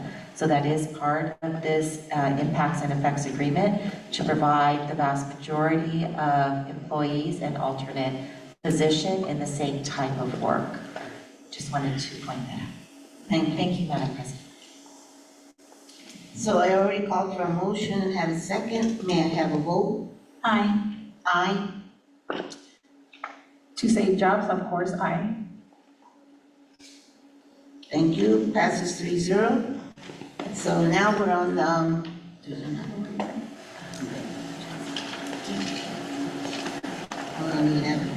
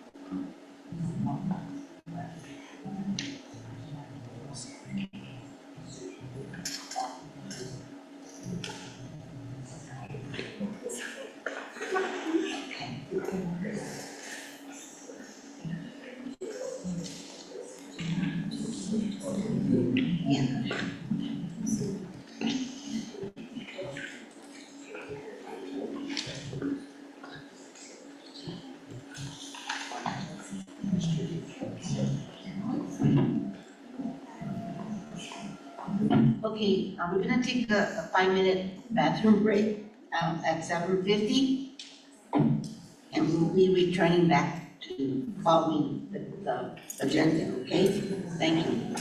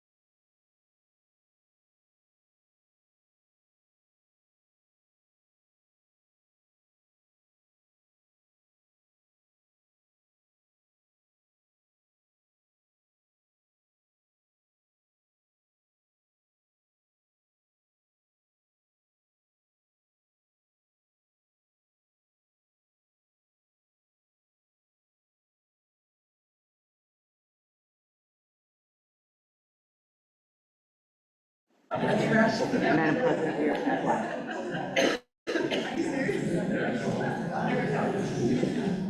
Thank you. We are now going back into session. It's 7:57. And we're on consent calendar number 11, consent calendar. May I have a motion? I make motion. Rosario makes a motion. May I have a second? I second. Teresa makes a second. And are there any polls? Yes. Yes, please. Okay. Okay. So,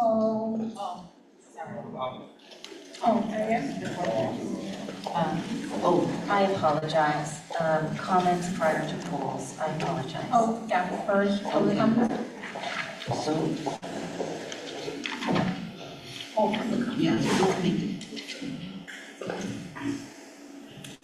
With regards to the public comments, we ask that your comments be specifically related to the agenda item that you've pulled speaker slip on. Thank you. And Madam President, we have 20 comments. We'll do them in order.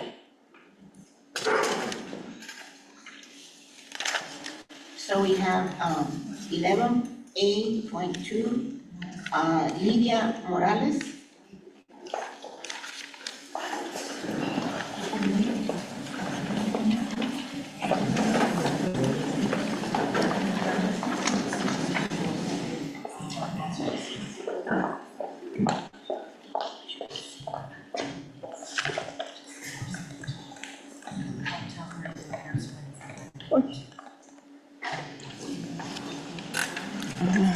Ms. Morales, your first comment is 11A2 regarding instructional aid special education.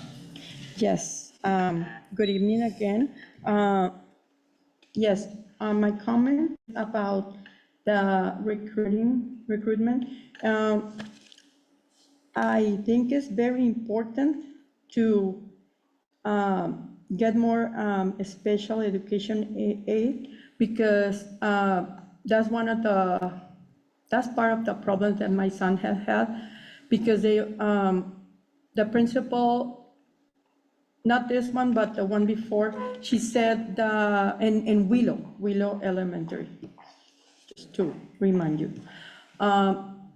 They say there was the one teacher and one aide, that was the average, the way it should be for San Ysidro School District. And I said, that's not enough because 14 kids for 14 kids for a teacher in a special education aid, I don't think it's enough. So it's very important to get more because like what happened with me and my son, they removed, he had the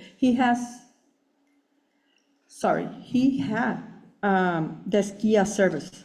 But the thing is, that service, the person who was giving that service, they took that person and put him as a teacher assistant. So that's not fair. And Mr. Quintana, my son's teacher, Ms. Mendoza, and Mirna Cerda, they keep saying that they didn't took the service, but they did. So for me, it's important that a more aid special education be recruit with credentials, please, because if you just add, like in the last meeting, they were saying that they were going to bring aides that are not with full credentials. That's not acceptable. Thank you. Ms. Morales, if you might stay, we see you have 3 more. Madam President. Yes, I'd like to speak on 11D.2. Ms. Morales, this is expenditure report. The expenditure report, yeah. Well, for this one, I believe that your criteria should be put number one for that spending, the kids, because they need more attention. The same thing that we were talking about than the last one is to getting more special education aids. And not only for special education, which is my case with my son, but for all the students in school, because there's the environment there is right now in Willow Elementary, it cannot be covered anymore by the Mirna Serra. It's a lot of situations going on in there, and we as fathers, seeing that our kids going to that school, we feel that our sons are in jeopardy. So that's not fair. And for that, the number one priority, and not only for all the other matters they want to put money on, and the number one has to be the attention for kids inside the classroom and outside the classroom, because it's very important at the outside, not only the ones in the classroom. The outside is also as important as the inside, because kids have been harmed from others because they have no supervision. So to be that in perspective, to put that in perspective, it's important that for you, that criteria should be, in my belief, should be the kids first and nothing else. The rest, it could be second or third, but for that spending report has to be kids first, everything for kids, because they're the number one here. Thank you. So now you have, Mrs. Morales, 11D.4. 11D.4 is the memorandum of understanding with the California National Guard. That's another red flag here for us as parents. We do not accept that National Guards go to our son's schools. It's unacceptable. It's something that, instead of giving us more peace and peace of mind for us, the fathers, the parents, to leave our kids in school, a National Guard make us feel like they're in danger, because people might think, oh, National Guard, nobody's going to do anything to them, but that's not, that kind of force is not for a school. That's for something else, but not for school. So for me, I have to say that for me, it's just right there is a red flag. It's terrible deciding to put for 3 years the National Guard, that this board think is something acceptable. It's just make me feel so sad, because we need aides that take care of kids, they have their credentials, but not National Guard. That's not going to fix any problem. And my knowledge, that should be something for another type of scenario, but not for school. For school, we need enough and proper guards, enough proper aides that take care of the kids. That's what is needed in the schools, guards, not soldiers, because we're not on war in schools. We just need proper attention for our kids.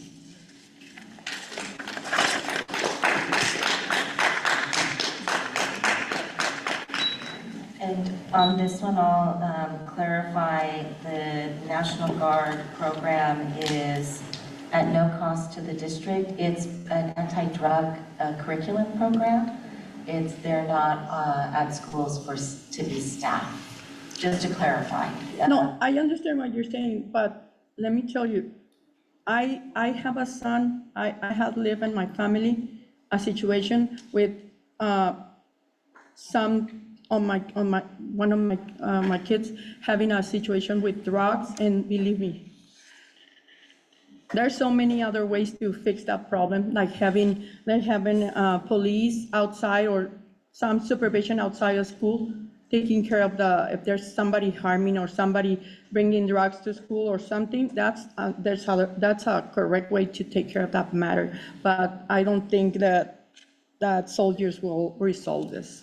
I appreciate your comments, Thank Mr. you. Morales, and I have heard you. I apologize, I wasn't supposed to go back and forth, but I appreciate. No, your I understand, and thank you for giving me that feedback. But like I said, for me, has to be really something very important for the kids. Just taking care of the kids without any soldiers around. Thank you. You're welcome. We'll move on. You have one more. One more, yeah. Stay. Okay. For the next one is 11D.9. D.9. Agreement with Nova Services Incorporated. Yeah, I see big amounts in here. I see more than $74,000 and $80,000. I understand there's renovations and all those services are needed, material and everything. But like I said before, put in perspective that the number one issue has to be the kids, and spend that kind of money in the attention for kids, the correct aids, the enough attention for kids, more security and more full credential aids in the school. That's gonna fix the situation, and not having this kind of amount of money that I feel that should be not in here, but in the other matter that is attention to our kids. Please put your hand in your heart and put in our feet and on our shoes. As parents, we are asking this board with respect that think that we need help for our kids. We don't need bullying in our schools. That shouldn't be part of the environment in schools. It should be different.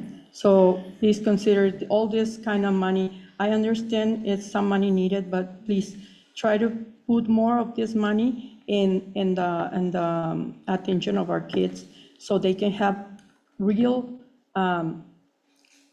people taking care of them, not the situation that is right now. That our kids are fighting in the school, are bringing weapons. That's something that makes me feel terrible. So please check around all this money. I know probably you guys are gonna accept this, but this money should be in our kids' attention, please. Thank you so much. You're welcome.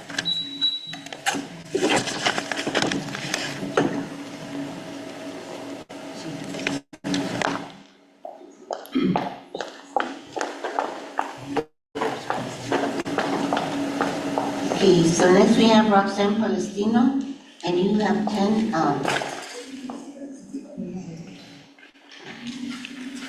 polls.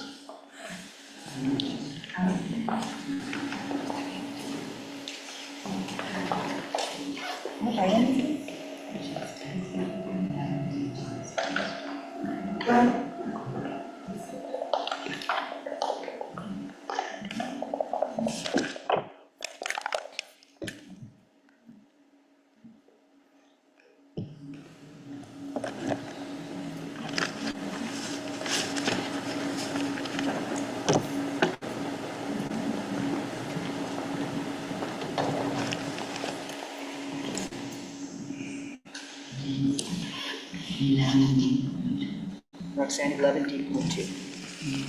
11D2 is expenditure report.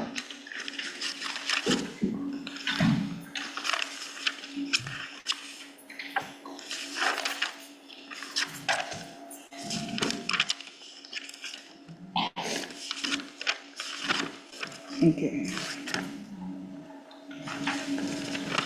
What about 11D1? You skipped that one?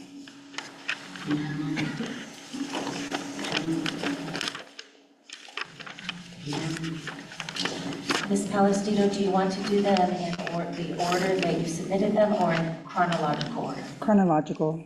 That's the order.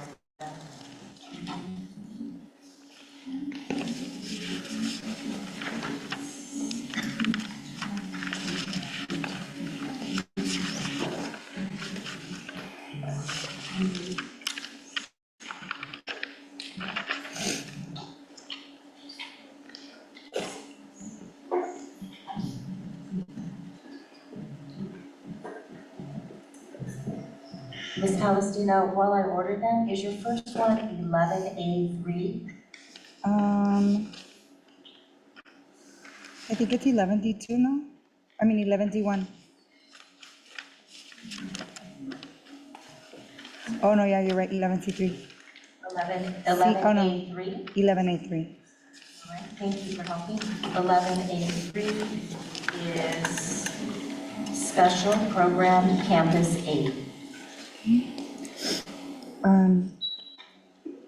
Parents are paying attention, and what we are seeing tonight makes no sense.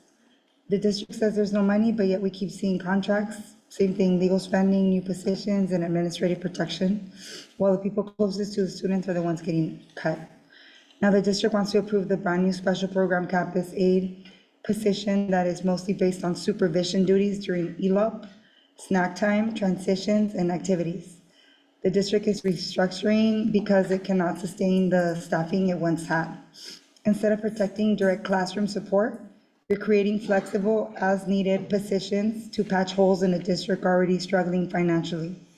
Meanwhile, classrooms are overcrowded, parents are reporting inconsistent aid support, special education families are exhausted, fighting for basic services, and somehow the answer is always to stretch the staff thinner. The people making these decisions will still go home with their salaries, benefits, contracts protected, but students and teachers are the ones dealing with the consequences inside the classrooms every single day.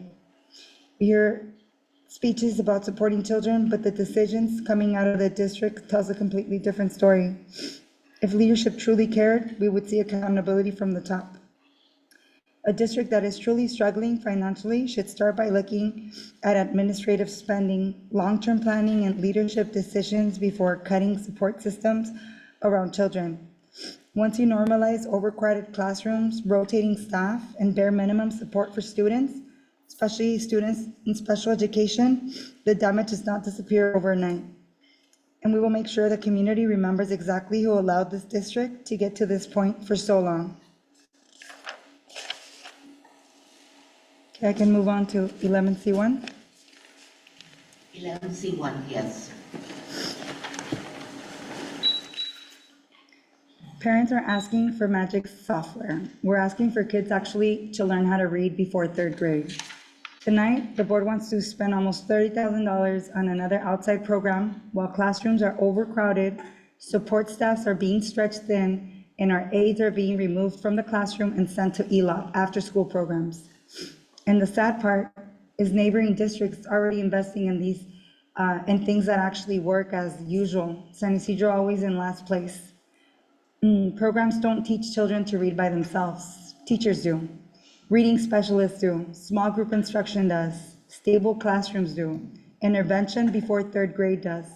Parents are tired of watching the district throw money at contracts and technology while students continue struggling with basic literacy, especially English learners, especially special education students, especially children already left behind after the pandemic. If this district truly cared about literacy outcomes, we would see investment in the people doing the work directly with students every single day, not just another company collecting taxpayer money.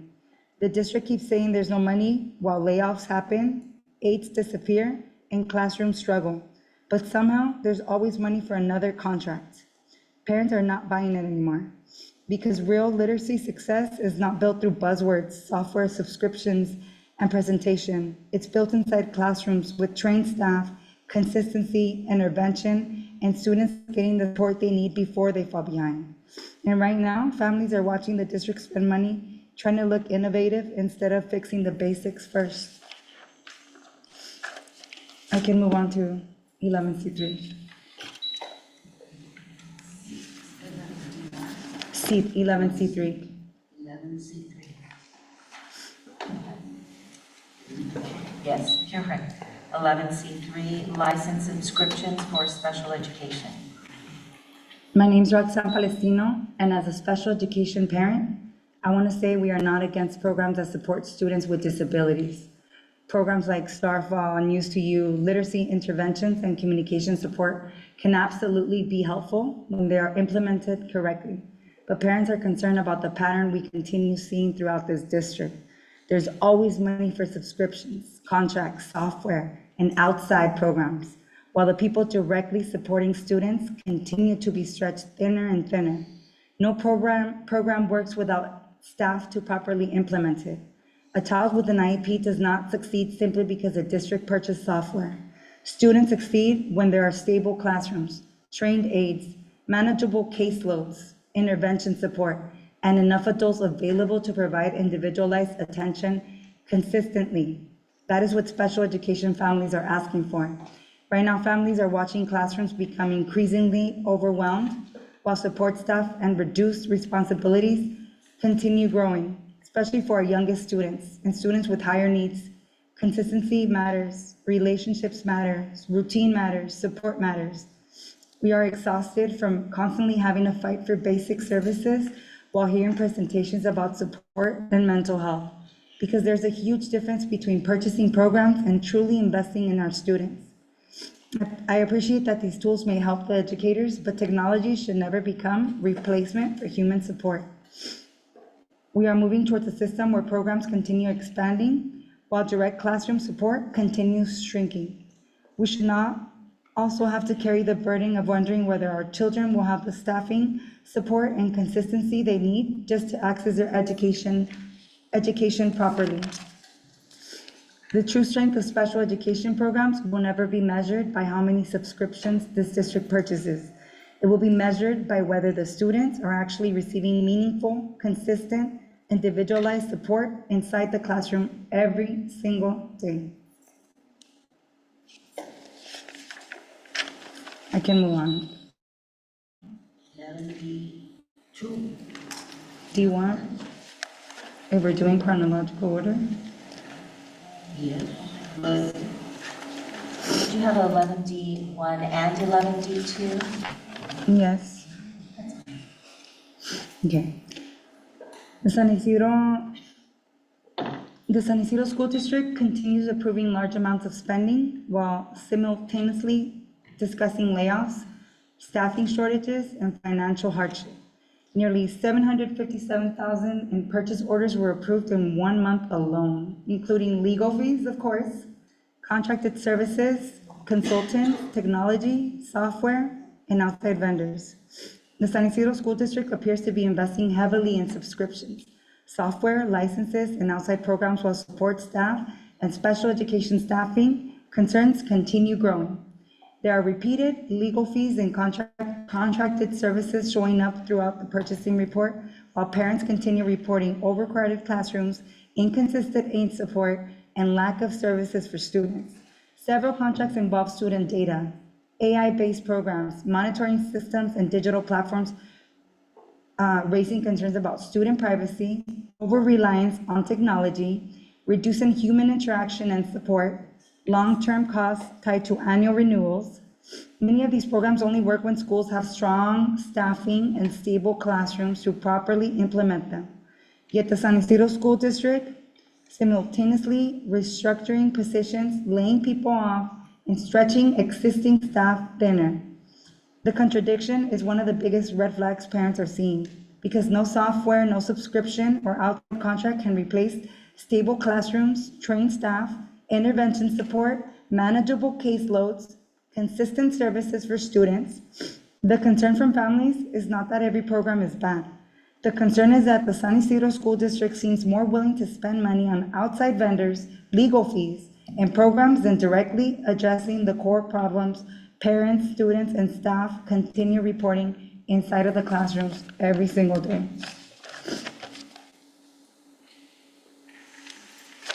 $11D2. Yes. Tonight, the San Ysidro School District is asking the board to ratify over $3.7 million in expenditures from just 1 month, April 2026 alone.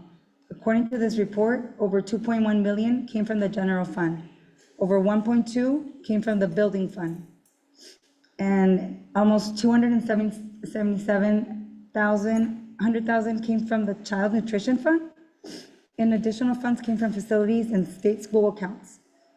When we hear numbers like that, we want more transparency and accountability, because these reports show that the San Ysidro School Districts are spending thousands and sometimes hundreds of thousands of dollars on contracted services, consultants, legal fees, professional services, technology, transportation, maintenance, and outside vendors. Just from the report alone, there were payments for legal services, payments for contracted services, payments for consultants, payments for transportation vendors, for professional development, for technology equipment and software, and multiple Amazon purchases throughout the month. There's also large expenditures tied to outside companies and professional service providers, while families continue raising concerns about academic performance, special education services, staffing shortages, and student support. Parents and taxpayers are not saying schools should not spend money. We understand schools require funding to operate.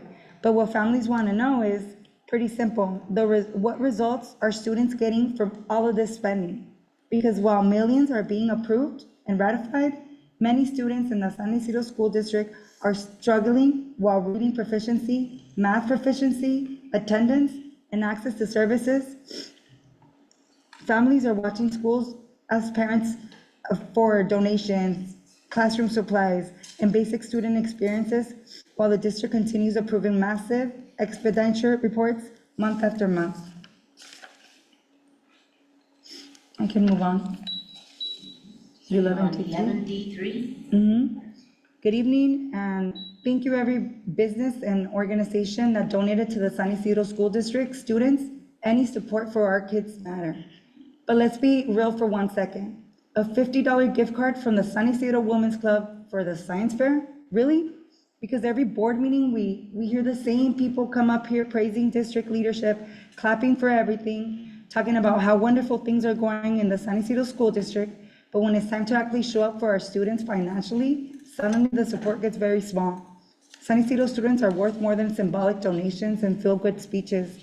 Our children deserve real investments, real STEM opportunities, real literacy support, real student programs, real scholarships, real community partnership. Parents in this community sacrifice every single day for their children. Some families are working 2 to 3 jobs, buying supplies out of pocket, and still finding ways to support schools. So yes, I'm gonna have to say it. Our students deserve more than crumbs from organizations that love being seen at the podium. If people truly believe in the future of San Ysidro, then invest in the students like you mean it. Because applauses for leadership is so easy to do, but investing in our children is what matters.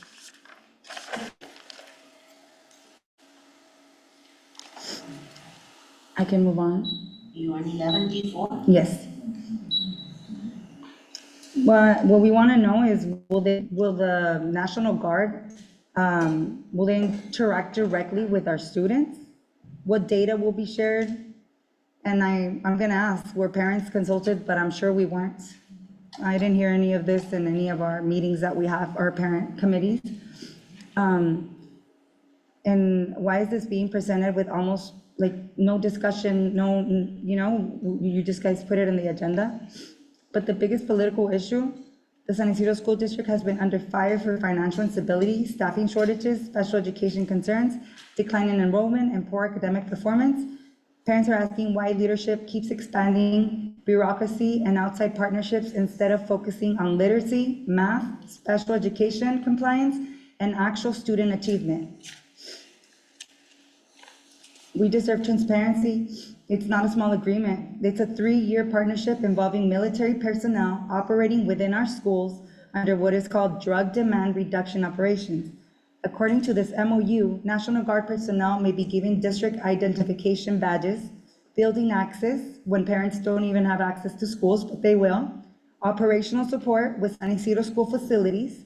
The district also agrees to provide statistics connected to student behavior, suspensions, and engagement metrics tied to these counter-drug efforts. Why is the San Ysidro School District partnering with military counter-drug task force instead of aggressively addressing our academic crisis? Where is the same urgency when parents beg for reading intervention programs? Where is the same urgency when special education families are pleading for support? Where is the same urgency when classrooms continue to struggle with staffing shortages and learning loss? The FMAT report already warned the district is at high risk financially. Parents have raised concerns for years about declining academic performance, lack of transparency, and misplaced priorities. Yet somehow, there's always time for new partnerships, consultants, and outside programs while families continue fighting just to get basic education services for their children. Parents are not saying drug prevention is unimportant. Of course, student safety matters. I can move on. The next one is 11, define. The district is giving a private company direct access to school computer systems.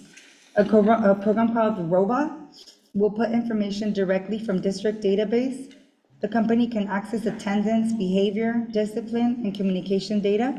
Teachers can get alerts about students connected to suspensions or discipline history. The system tracks students' attendance and behavior patterns. Parents were never clearly told exactly what student information is being collected or analyzed. The contract allows the company to use aggregated district data and create derivative works from it. The agreement is written to heavily protect the company, its software, and its data systems. The district must make sure parents' consent exists, which means even they know privacy concerns are involved. The company can help with audits, investigations, compliance reviews, and reporting tied to student data. You guys keep spending money on tracking and monitoring systems while parents are begging for better reading programs, special education support, counselors, aides, safer campuses, qualified teachers. Schools are becoming more focused on monitoring students than actually helping them succeed. We have been begging for cameras to keep children safe, not systems tracking students behind computer screens. Families ask for cameras on campuses, not more software monitoring our children's behavior and attendance. Parents want a real campus safety like cameras, supervision, and accountability. Instead, this district keeps investing in systems that track children. The district keeps saying there's no money for cameras, but somehow there's always money for another monitoring system. San Ysidro School District keeps finding money to monitor children through software, but not to physically protect them with cameras. Thank you, I can move on. If I made a comment to the last item, Palestino, these are the SART reports, basically the reports that parents receive about each of the schools in the district, and this is the company that has to produce those reports. Well, I read the materials and that's my point of view and it's public comment, so I can say how I feel. Most definitely. Yeah, thank you. Okay, I can move on to 11D6, correct? This contract says the San Ysidro School District can outsource behavior intervention, counseling, transportation, and special education services to outside contractors. But parents are still begging for stable staff, real support, and safe campuses inside our own schools. Parents did not ask for more contractors. Parents asked for cameras. Parents asked for qualified teachers. Parents asked for consistency. Parents asked for transparency. Instead, the district keeps expanding contracts while students lose stability. And one of the biggest red flags, this contract literally allows services to stop or placement to change if staffing issues happen, if contractors leave, or if a child is considered too difficult for the provider's capacity. And that one hits hard because my daughter has all the potential, and you guys seem to always want to fight with me or tell me she doesn't belong. It's my daughter. And it's really sad seeing our administrators back there laughing at us instead of working with us. What does that say about this district? That you guys don't respect us? Do you think we just come here to talk for fun? We've been here for 3 years and we've seen no change, no respect from the elected officials. The only person sitting up there backing us up is Kenya, and you guys want to make her look stupid, but she's not. We're not stupid. We're sick and tired, and I know there's other people that feel the same way, but they're afraid to lose their job. That's why they're not up here. Another major concern is that the contract allows sensitive student records, behavioral reports, injury reports, discipline reports, and assessments to be shared, transferred, audited, and stored between agencies and contractors. Who is truly protecting our children's information? And while the San Ysidro School District keeps saying there's financial crisis, they continue depending on outside agencies instead of investing in permanent qualified staff that families can trust long-term. If the San Ysidro School District invested in children the way they invest in contracts, maybe parents wouldn't be finding this hard just to get basic services for their kids.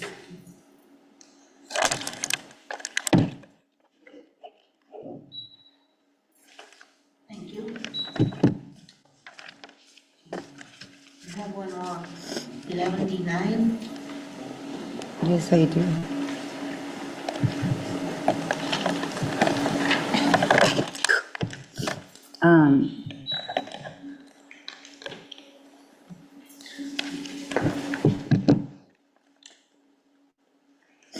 This contract gives Nova Services a lot of money for inspections, reports, engineering, consultation, testing projects, staffing, and projected management for asphalt repairs at Willow, Sunset, and Smile. We're not questioning the need for safe campuses. We all want safe schools. But taxpayers deserve transparency. When every project comes with layers of consultants, legal protections, insurance requirements, inspection fees, projected executive reporting structures, and billing schedules, while classrooms continue struggling with overcrowding, literacy issues, special education concerns, and staffing shortages. And what stands out even more is how protected the consultant is through this agreement. The district guarantees payment timelines. The contract outlines mediation procedures. It includes protections, insurance protections, termination protections, additional services provisions, billing protections, project staffing protections. Meanwhile, us parents can barely get basic accountability when their child is struggling academically or behaviorally. Parents are tired of hearing there's no money for meaningful student investment, while contracts after contracts continue flowing through the district. The San Ysidro School District has mastered protecting vendors and consultants, and parents want to know when the same level of urgency, structure, and accountability will finally be applied to protecting our students. Contracts in this district are treated like emergencies when the real emergency is putting students first. Thank you. Thank you.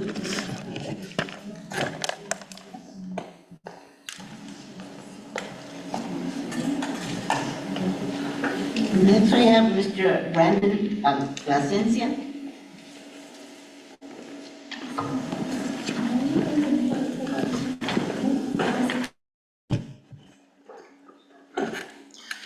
Thank you, board, for your time. My name is Brandon Plasencia, as I said before, a community member who is greatly worried about the district and their financial state. After reviewing section 11D.1 purchasing report, I noticed there was over 25 purchases through Amazon's Capital Services, which is their business. Mr. Excuse me. Yes, ma'am. You are on, it says 11A.4. 11.4. You want to go ahead and do that one, and then we'll go back to. Sure, ma'am, Are you but on 11D1 then? I think that's what I meant. I thought I had 11D. That's an expenditure report. Yeah, doctor, do I have 11D1? And then I put in D2, D3, and D4? No. Oh, so sorry, 11D1, 11D2, and then 11A3, 11A4. D4 was that too. I filled it out. No, it's okay. Do you want to go back to the A's or start with the D's? We can, let me see. You can stay with D1, if that's where you started. Sure, doctor, that'd be great. Awesome. So as I was mentioning, the district is in a financial crisis at the moment.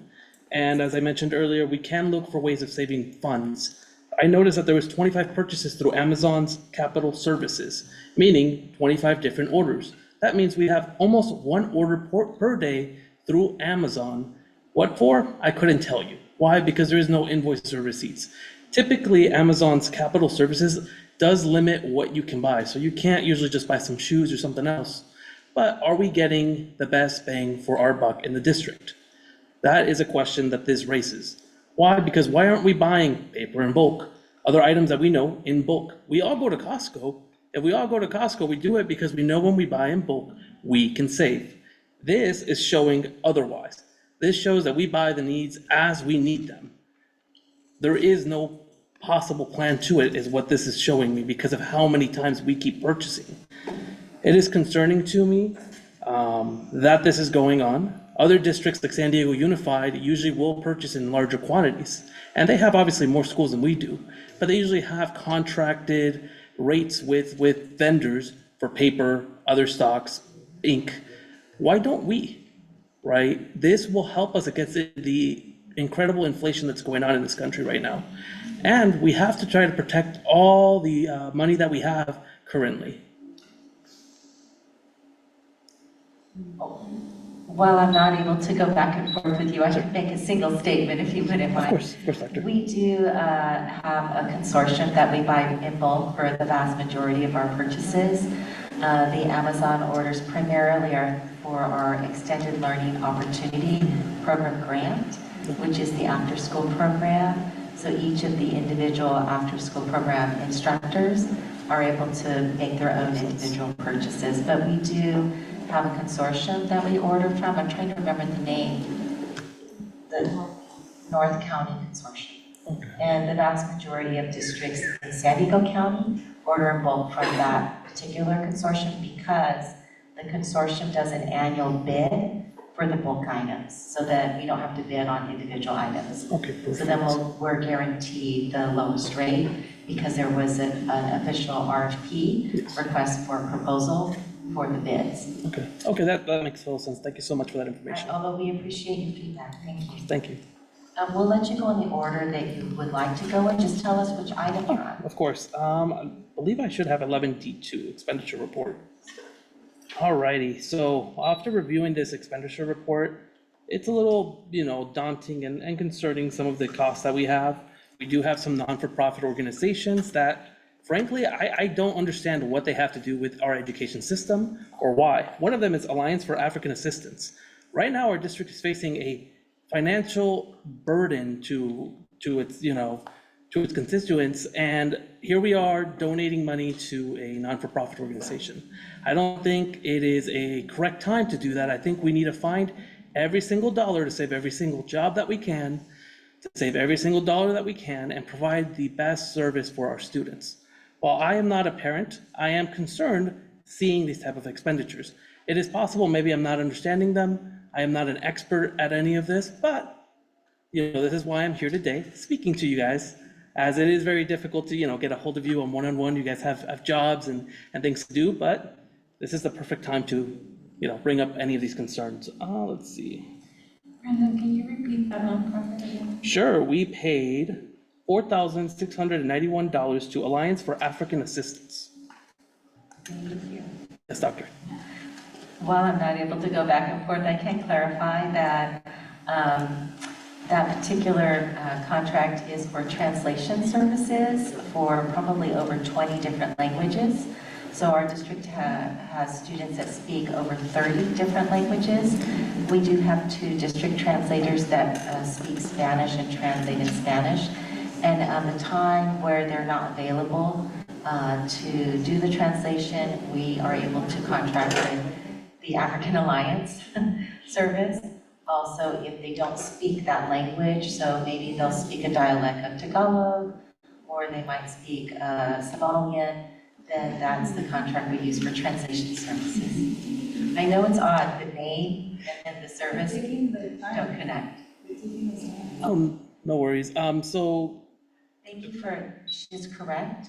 So you can continue if you'd like to add, that probably took 30 seconds, so a minute and 30 seconds on this speaker's name. Okay, thank you. Thank you so much, Doctor. And as I said, I'm not an expert in any of this. I am trying to see any irregularities that I find, anything else. I do work in healthcare and do know that there is different vendors for that might offer more competitive pricing. We do use a couple vendors that use virtual, translation and that have lower cost. So it is a little concerning to see. I don't know if that's a per use cost that you guys are paying or what it is. I'd have to look at your guys' contract. I know a lot of these contracts are not available to the public, so it is a little hard. And as you know, this would create maybe some concern. Let's see, anything else? when it comes down to it, there's other things like PIPS. I don't know what this is about, but it says professional services, $92,000. It'd be nice if the public can see it, maybe a little more of a detailed breakdown other than consulting services, maybe what for, legal, so on and so forth, just so that when we have these questions, we can answer it on our own and we're not here spending your guys' time or the public's time. So that is it for 11D2. For 11D3, I think it's great that our local businesses are being involved. I do call on the district to speak to the Chamber of Commerce. The Otay Mesa Chamber of Commerce has plenty of members who can donate and who can help the community. I myself know a couple of business owners in the community who may be able to assist providing grants, providing gift cards, providing other items for maybe events or anything else that we may have. I do thank Walmart, the San Ysidro Women's Club, Jack in the Box, Costco, the anonymous donor who donated those $400, and the Institute for Public Strategies and Wellness, as well as Mission Federal. There are other businesses that are local to Otay Mesa that would love to help. I think it's just maybe a lack of communication between both. And if you guys would be open to it, I'd be willing to introduce you guys, maybe get you guys talked to the Chamber of Commerce, see if there's any other members that may want to donate, set funds or anything else for science fairs, talent programs, or anything else that you guys may have working up. I know teaching is very difficult, and making it fun for the children is important. That way they're more engaged. Was that for 11D3? Yes, ma'am. Yes, ma'am. Yes, doctor. Were you able to finish your time? Once you're done, then I can. Sure, I'll finish. You have to finish your time on this Let's topic. see. I believe that I will finish my time with that. Thank you. Yes. For just a point of clarification, the district has partnered with the Chamber of Commerce for several decades. In fact, we started the San Ysidro Education Collaborative through the Chamber of Commerce, and we have over 40 partnerships because of that original partnership with them. We continue the San Ysidro Education Collaborative to this day. So we agree with your partnership with the Chamber of Commerce. Thank you. May I clarify, do you have 11A3 and 11A4 next? Or you change it to 11D3 and 11D4? Yes, ma'am. No, Sorry. 11A. No, I won't be going through those topics. I'm so sorry. I feel like they gave enough comment on it, so I'm like, okay, I don't think I need to cover it. Did you have any other consent agenda items? 11D4, it's, I believe, the National Guard is the last topic I'd like to speak of. Thank you. Thank you, Doctor.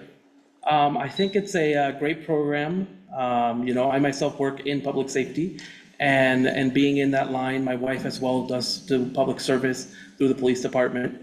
Drug usage in the state as well as our country is a huge problem. Addiction is a huge problem. I get to see it firsthand every single day. And whatever we can do to stop this is the most important thing for the next generation, right? These are the people, these are the future adults that will lead our county, our state, and our country. We need to protect them as best as we can. I do notice here in your contract, it does authorize for either military uniform or civil attire. You guys can opt or maybe modify your contract to require or have a requirement for them to, dictate when is the appropriate time for civilian attire. As we know, there are parents that are worried about military and law enforcement, and they believe it might be too much for the communities. As I said, my family, my household works, in the front lines of this drug epidemic, and we see it. I know they're obviously not trying to do anything to harm our students, do anything negative, but I can see the worry from the parents. Maybe establishing a clause in that contract where the district gets to name that term might assist them. If it's not possible, then, the current contract, I'm in support of it. I think it's a good program. It doesn't cost the district any money. And, I think civil service and the service that our brave men and women are doing in uniform is very important, and I think it's good for students to understand they're not bad people, they're humans just like me and you. They're here to do a job, and we need to respect their job. Thank you. Thank you.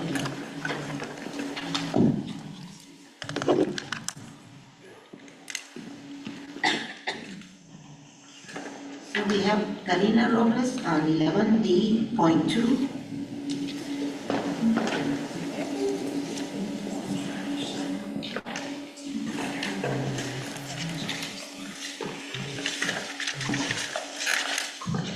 Punto en la agenda 11D.2, informe de gastos. Hoy estoy aquí para hablar sobre el punto 11D.2, el reporte de gastos del distrito. Honestamente, los padres ya estamos cansados de ver cómo este distrito sigue gastando miles y miles de dólares en agencias externas y servicios profesionales, mientras nuestras escuelas siguen enfrentando problemas graves de seguridad, supervisión y falta de transparencia. Al revisar este reporte, pude ver que solamente en un mes este distrito pagó más de $54,000 a South Bay Community Services. Y los padres nos preguntamos dónde están los resultados, cuál ha sido el beneficio real para nuestros niños. En la escuela Willow, en Willow Elementary, constantemente vemos a las empleadas de la agencia SBCS, pero no tenemos claro aún cuáles son sus funciones, ya que las hemos visto tomar parte en las juntas, supervisando a los padres e incluso influyendo y nominando los comités de padres. Muchos padres tenemos preocupaciones sobre la falta de profesionalismo de parte del personal de esta agencia. También es alarmante ver que este distrito pagó casi $725,000 en solamente un mes al YMCA de San Diego County. Y aún así, padres ya han reportado incidentes preocupantes ocurriendo dentro del programa después de escuela manejado por YMCA. El día de hoy, una madre reportó que su hija sufrió un incidente serio durante el programa después de escuela en Willow. La menor comenzó a presentar dolor severo en el ojo y decía que solamente podía ver colores blancos y azules en un ojo. Según la madre, nadie la contactó inmediatamente para informarle la gravedad de la situación. No hubo intervención médica inmediata y no se le proporcionó un reporte de incidente. La madre terminó llevando a su hija ella misma al hospital. Eso demuestra una falla grave de supervisión y responsabilidad, y mientras todo esto ocurre, el distrito también gastó más de $14,000 en firmas de abogados en solamente un mes. Siempre parece haber dinero para abogados, contratos y agencias externas, pero cuando se trata de seguridad escolar, asistentes de instrucción, supervisión en el campus y apoyo directo para estudiantes, entonces nos dicen que no hay dinero. No les pesa pagar miles de dólares en agencias externas, pero sí les pesa invertir en la seguridad real de nuestros estudiantes y en cámaras de seguridad que los padres vez tras vez hemos estado viniendo a hacerles ver la importancia de tener cámaras de seguridad en los pasillos de las escuelas, en las áreas comunes donde los niños se encuentran y donde está habiendo incidentes muy graves, pero parece a ustedes no importarles. Como veo, están anotando, pero no veo interés. Los padres ya estamos cansados de sentir que este distrito protege más sus contratos, su imagen institucional, que a los estudiantes y familias.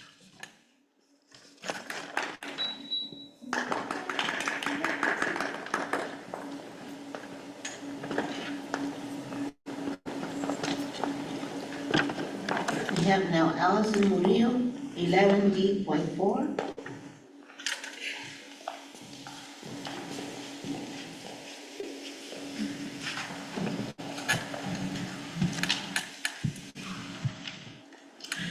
Good evening. I would like to comment on item 11D.4, the proposed memorandum of understanding with the California National Guard Counter-Drug Task Force. Several important questions still need answers before this agreement is approved. First is transparency and parent involvement. When were parents in the community informed about this partnership before it appeared on the agenda? This is a 3-year agreement involving a military counter-drug unit connected to school activities, and its term is written to have begun July 1st of 2025. Yet many families are only learning about it now. Which advisory groups, such as School Site Council or DPAC, were consulted beforehand, and what feedback from those groups is reflected in the proposal, if any? Second is the actual role of the program on campuses. The agreement references prevention, education, and the Thrive curriculum, but it is still unclear what National Guard personnel will actually be doing in school settings. Will they have direct interaction with students? Will they be present in classrooms, assemblies, lunch areas, or school events? Will they be in uniform while on campus? Parents and students deserve a clear understanding of what this partnership will look like in practice. Third is student data and privacy. The agreement references tracking student engagement, attendance, suspensions, and program outcomes. What specific student information will be collected? Who will have access to it? Will any information be shared outside the district? How will student privacy be protected under FERPA? And what does student engagement specifically mean in this context? Fourth is student safety and training. If these personnel are interacting with students, what training do they have related to working with students with disabilities, autism, trauma histories, anxiety, or behavioral needs? Have they received training on IDEA, Section 504, de-escalation, or trauma-informed practices? And who will supervise these interactions? Finally, there are concerns about the impact this could have on school climate. Even if the intent is education, the presence of military-affiliated counter-drug personnel on campuses may feel intimidating or hostile to some students and families. For students with trauma histories, disabilities, anxiety, or negative experiences with authority figures, this type of presence can affect whether they feel safe and supported at school. What safeguards are in place to ensure students are not stigmatized, monitored, or made to feel targeted? How will the district ensure vulnerable student groups are not disproportionately affected? These are not minor details. They are central to student privacy, safety, trust, and the overall school environment. Clear answers should be provided before any vote is taken. And to close, we, the community, would really appreciate being able to make our statements without interruptions or administrators chuckling or making remarks while we speak. Mr. Jorges and Ms. Zenaida Rosario. Thank you.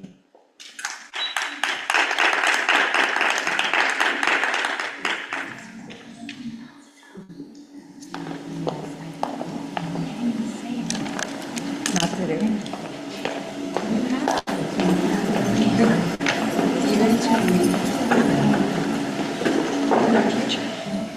Please say thank God. One of the finished.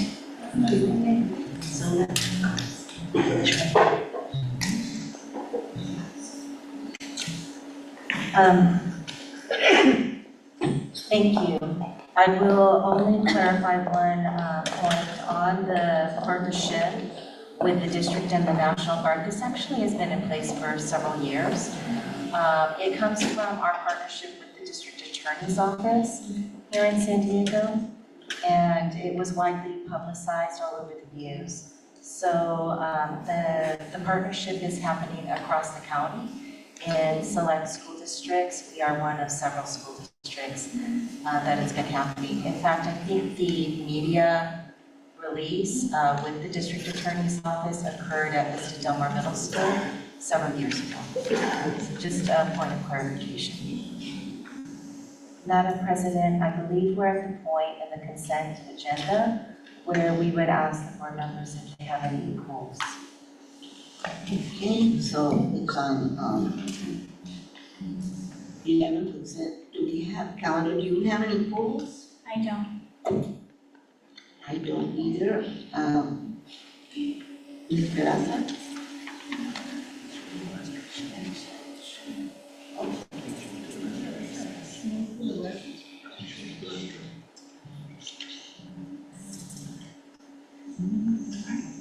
Okay, we're gonna take a break for 5 minutes right now at 8:55.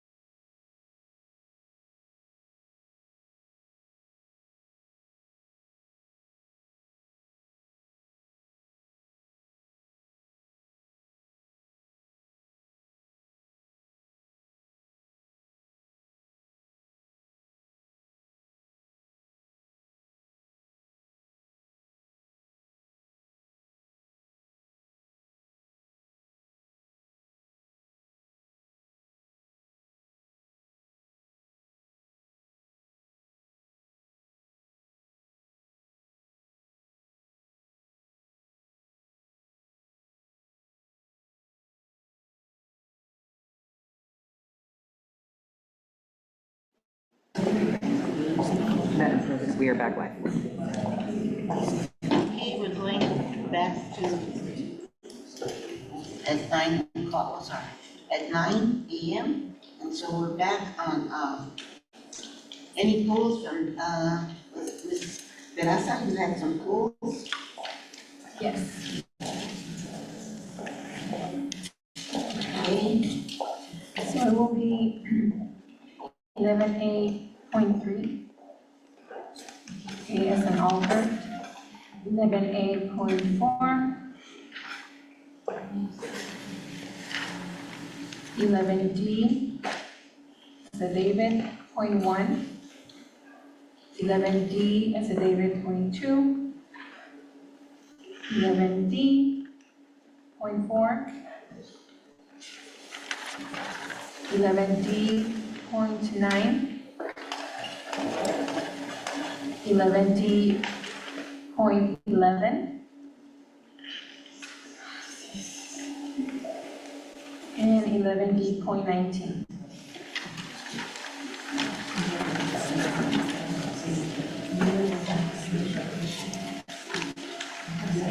so 11A.3 is special program campus aid?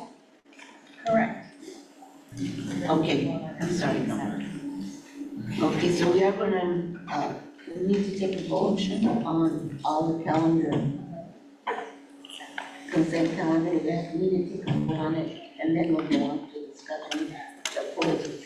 And that's a vote of the motion, right? Yes. Okay, so, may I have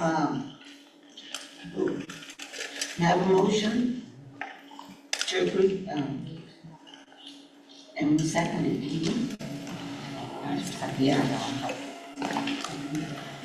Madam President, the consent calendar has a motion from Board Vice President Zenaida Rosario, and we have a second from Board Member Kenya Peraza. So that motion can be voted on now, with the exception of the polls that were referenced by Board Member Peraza. So may I have a vote? Aye. Aye. Aye.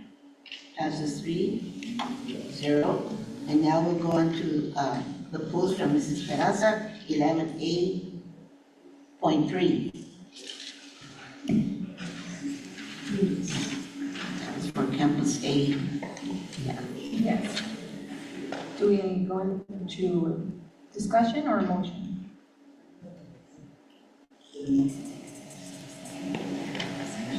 Okay, so we're gonna take a first and a second, and then, a first and a second, and then we'll discuss. Okay? So. I'll make the motion. Now a second. Second by, Zenaida Rosario. Now discussion. Okay. I just have a brief statement to give about this. Since the beginning of these budget changes in mid-2025, I have not been happy with this situation,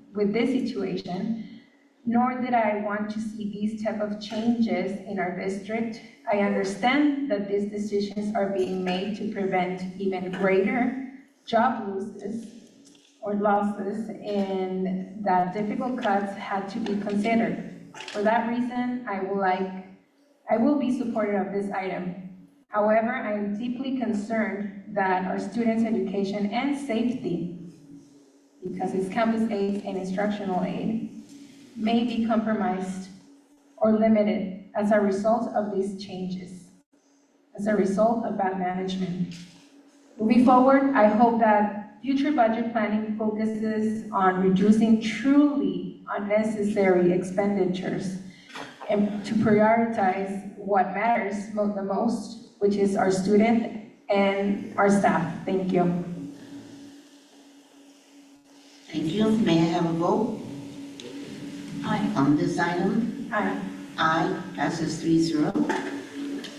Thank you. Now we're going on to 11A.4, special program for instructional aid.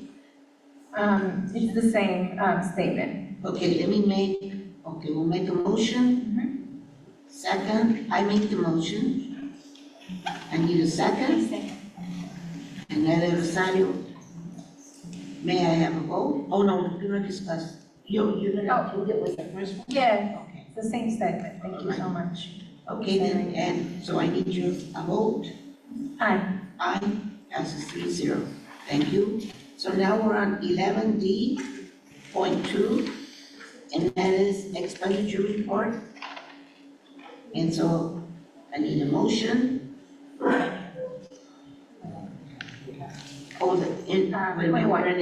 I'm sorry, 11P.1, purchasing report. Yes. Okay, so I need a motion. I make a motion. So now that Rosario makes a motion, I need a second. I'll second it. And now we'll do discussion. Yes. Okay, so for this purchasing report, I just want to know exactly what we are paying for $25,000, $25,189,000 for SYSD and Creator LLP legal fees.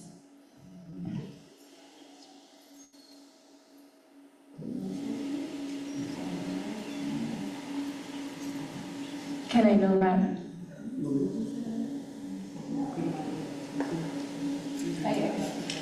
I mean, I know that our legal counsel is part of this council, of this contract, but I'm not sure if the whole $25,000 is just for your monthly payment. I'm not sure. Yeah, well, it's a question. The specific detail on generally attorney privilege, but we provide, there was a lot of labor negotiations that went into play this year, this last month. We can definitely send you a detail. You can have it, look at the detailed statement, but there are a lot of business related. Mr. Dorward does a lot of the business work for the district. It's just, there's day to day, there were some personnel, lots of personnel related matters that he had to deal with. There were numerous records request issues. We have a whole team that is, of folks that deal with, we're helping respond with the numerous records requests. So there's a lot of, not just these sitting here, there's a lot of. Thank you, Joe. And when you say we, is it more than? Yeah, my firm we have 250 attorneys throughout the state, which I'd say there's at least 3 to 5 attorneys. We have one that deals specifically with retiree health benefits, with retirement benefits, and there's been an audit recently with regards to things like that, and so there's just a lot of different issues that have to happen. We've got an attorney devoted to business issues, an attorney devoted to labor and employment issues. Oh, yeah, I think it will be better than doing it on the record for public record. You can repeat that again. Oh, I'm saying we have attorneys that deal with the business related and construction issues. His name is Tyree Dorward. I think he's been in the Bond Oversight Committee. We have an attorney that deals with issues related to retirement. We have myself and associates that deal with a variety of personnel-related issues, of which I can't speak to because it's confidential. I am at the table dealing with the labor negotiations, with a lot of which over the last month was me working with staff to try to help figure out ways to get jobs back for a lot of the classified staff.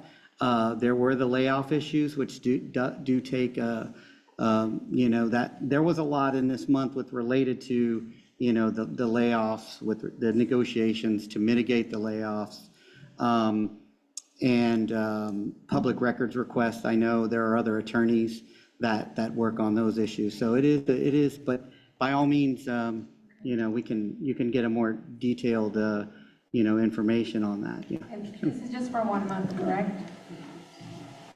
I don't have the bill in front of me, so, yeah. And it's a collective payment. It's not just for one person. Right, oh, no, it's for all the bills. It's not just me. And I would say that I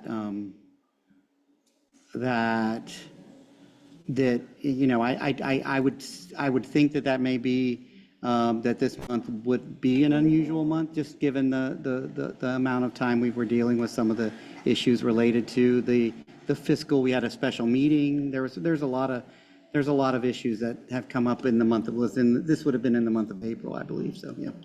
And again, I don't know, like, when you're paying things, you may pay, I don't know if it was just paying, multiple payments it may not just be for 1 month, I don't know, because sometimes there's bills for several, yeah. So I can't say that it's just for 1 month. Miss Adrianzen can maybe say that. Well, I Yeah. do see your company quite often in these reports. So because it's a purchasing report, this is for a future payment. No, I think is this you paying our bills? Go ahead, Renee.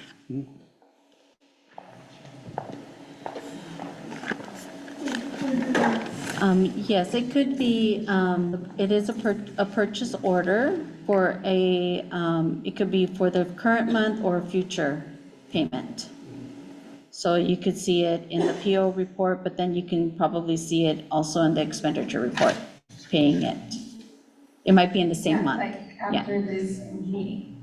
It could be from after this meeting. It could be, or it can be in the exact expenditure report that's listed tonight. Okay. Yeah. And it might be multiple invoices. It's not just one invoice for this amount. I would have to pull up the backup. Okay. Mm-hmm. And so it can be for future, for future cases that we will have as well, right? Current ones and cases that we will have from right now. Miguel normally inputs the requisitions for BBK, so he would be able to explain.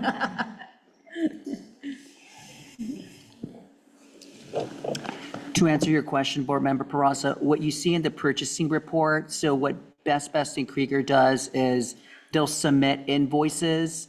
As we receive invoices, then we process those invoices. Those invoices can vary from general employment matters to benefits to go bond construction projects. As we receive those invoices, then we submit a requisition so that the accounts payable department can then pay those invoices. So what you see in the purchasing report are invoices that have been submitted by BBK for payment. Got it. Thank you so much. Perfect. Okay.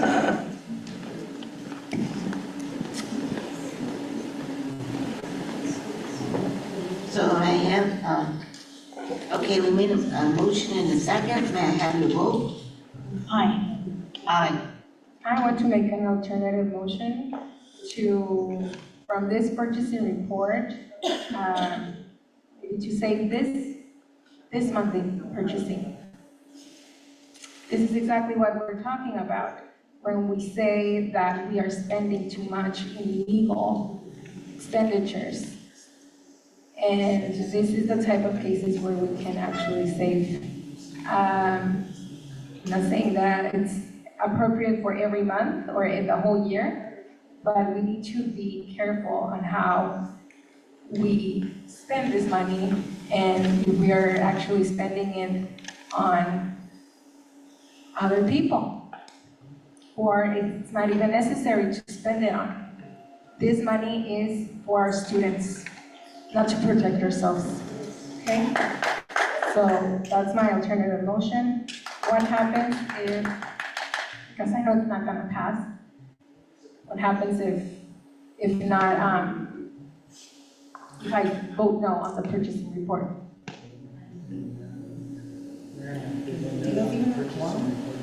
I still need a second. Ms. Peraza, as a matter of record, if you vote no on the purchasing report, and then they're not able to issue payments. And there are many people on that list of things who've provided the service already, so I would ask you to please consider that. Yes. Will the rest of the board consider my alternative motion? Well, you So, make the motion. Better to sacrifice everyone else? But you need a second on it. Right. And is there a second? Okay. So I'm it's sorry. better to sacrifice everyone else payment than just one payment. Okay, so there is no second, it does not pass, so we go back to, we need a motion and second, and I need a vote. Aye. Aye, Aye. as a 6-0. Oh, and please, Ms. Potter, can you put it on the record, please? My alternative motion. Yes, trustee Peraza, could you just restate it? Your motion precisely was with regards to the purchasing report to do what? To pull out the purchasing report for $189.39 on Best and Krieger LLP legal fees for the month of April 30, 2026. Thank you for clarifying for the purpose of the minutes. I appreciate it. Thank you. Trustee Peraza. Okay, so now we're on 11D.2.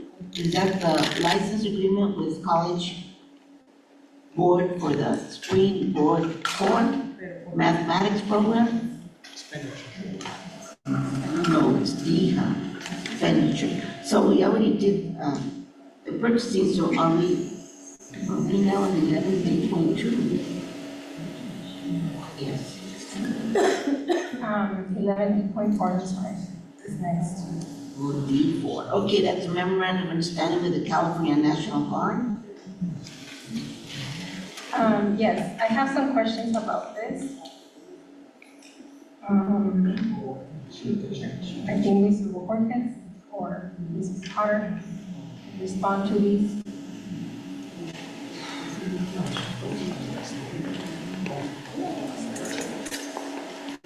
So, That's what I said.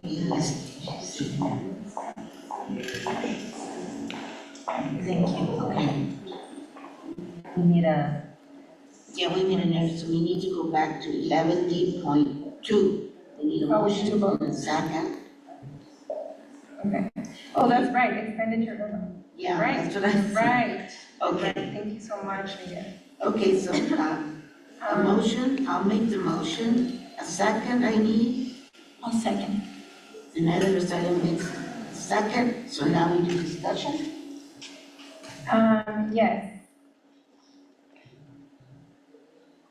Well, the expenditure report is already done, but again, with Waxy sanitary supplies, I'm glad that the prices here are lower than before. It's a big difference from $50,000 a month to $12,000 a month.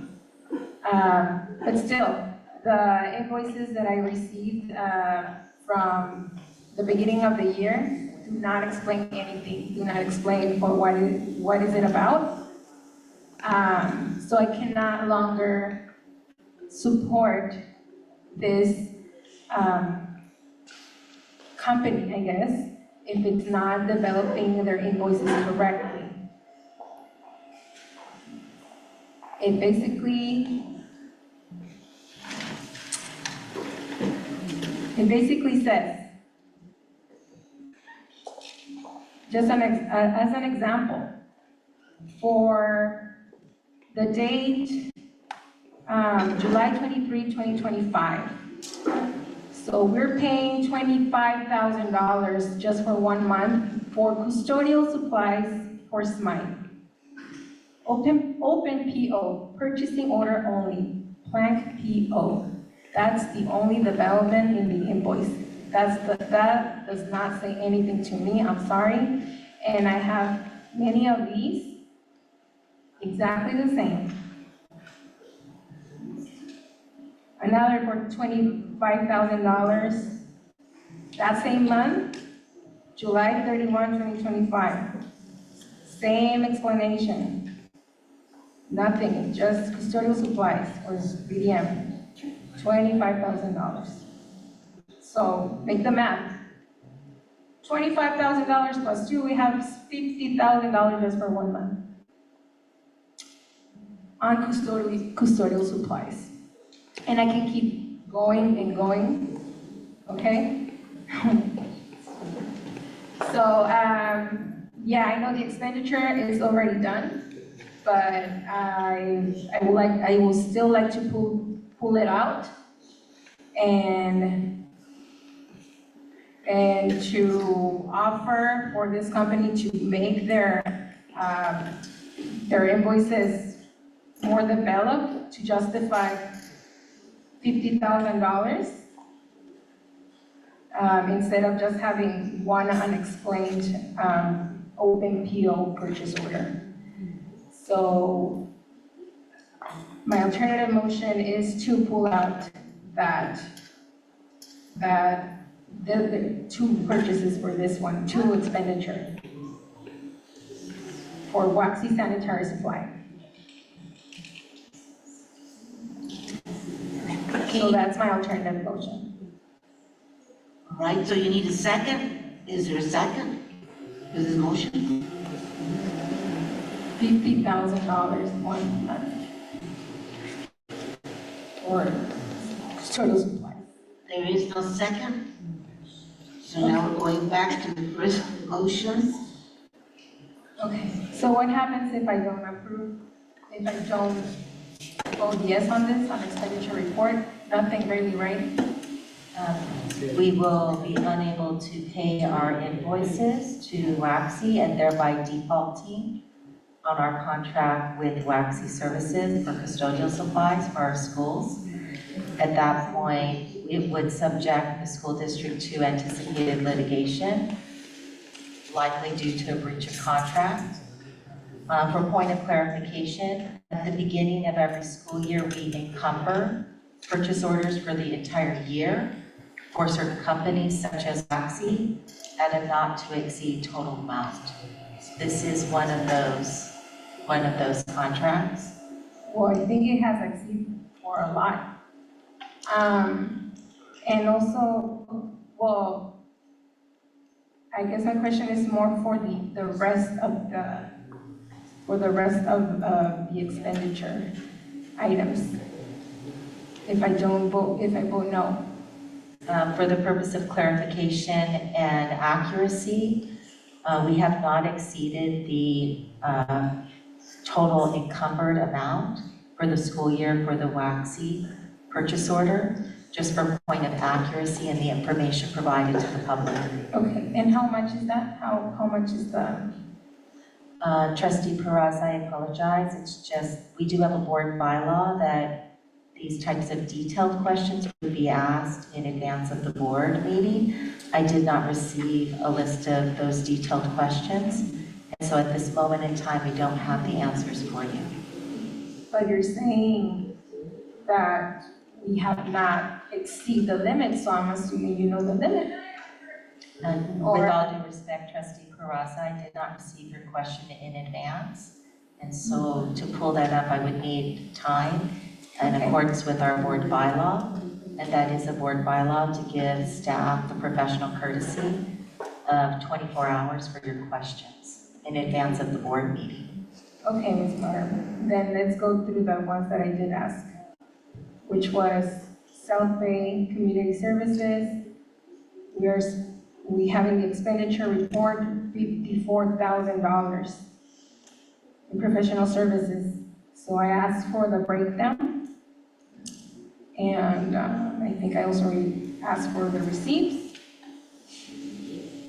So I think I asked for a few things, it was not even a lot. Yeah, just that one. And I did not receive an email response, so you can respond to me about that question in advance. Trustee Peraza, I do see your email request came in today, the same day of the board meeting at 10:02 a.m. In accordance with the board bylaw, we do ask for professional courtesy of 24 hours. So I do apologize that we do not have a chief business official, Adrianson. This was an email that came in at 10:02 a.m. Okay. Regarding South Bay Community Services. Of course, staff though is very willing to respond to your questions, and we will make sure to put that, the answer to your question, in the highlights for tomorrow. Okay. You only have 72 hours to do everything, but thank you.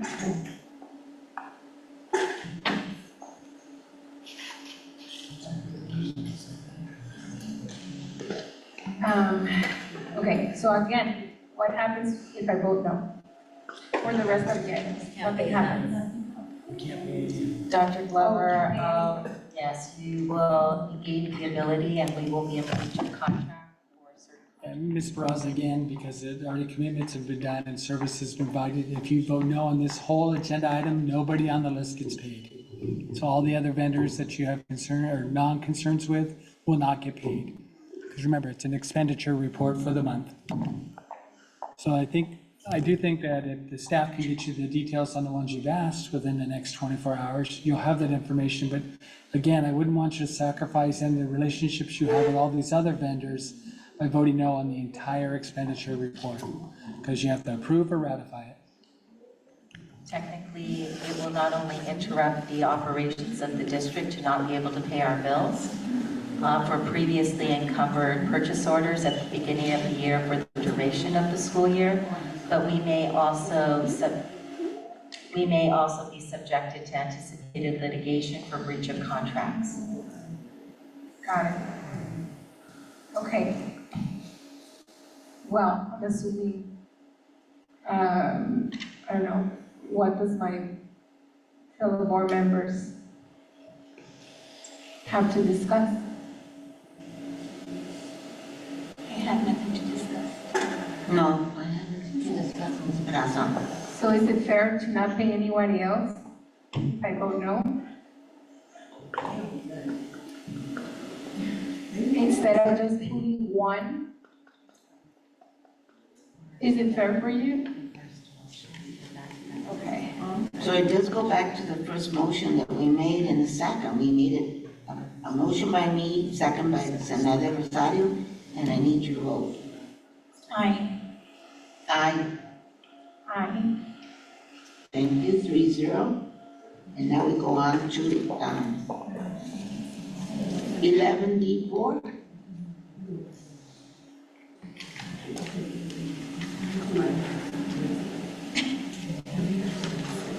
So we're making a motion for this item. I'll make the motion a second. I second. Senator Rosario. And so now we go to discussion. Yes, I have some questions about this agreement, well, MOU.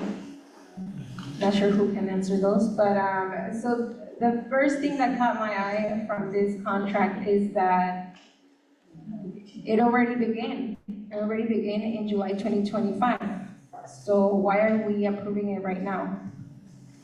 In the past, it has been for at least 2 years, 2 to 3 years that we started this, but the contracts were coming in on a yearly basis.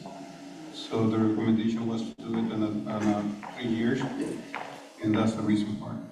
Oh, so we need to approve every year, even though we... No, previously, it was presented on a yearly basis. Okay, So, So that's why you see July 1st, 2025 as the beginning of the school.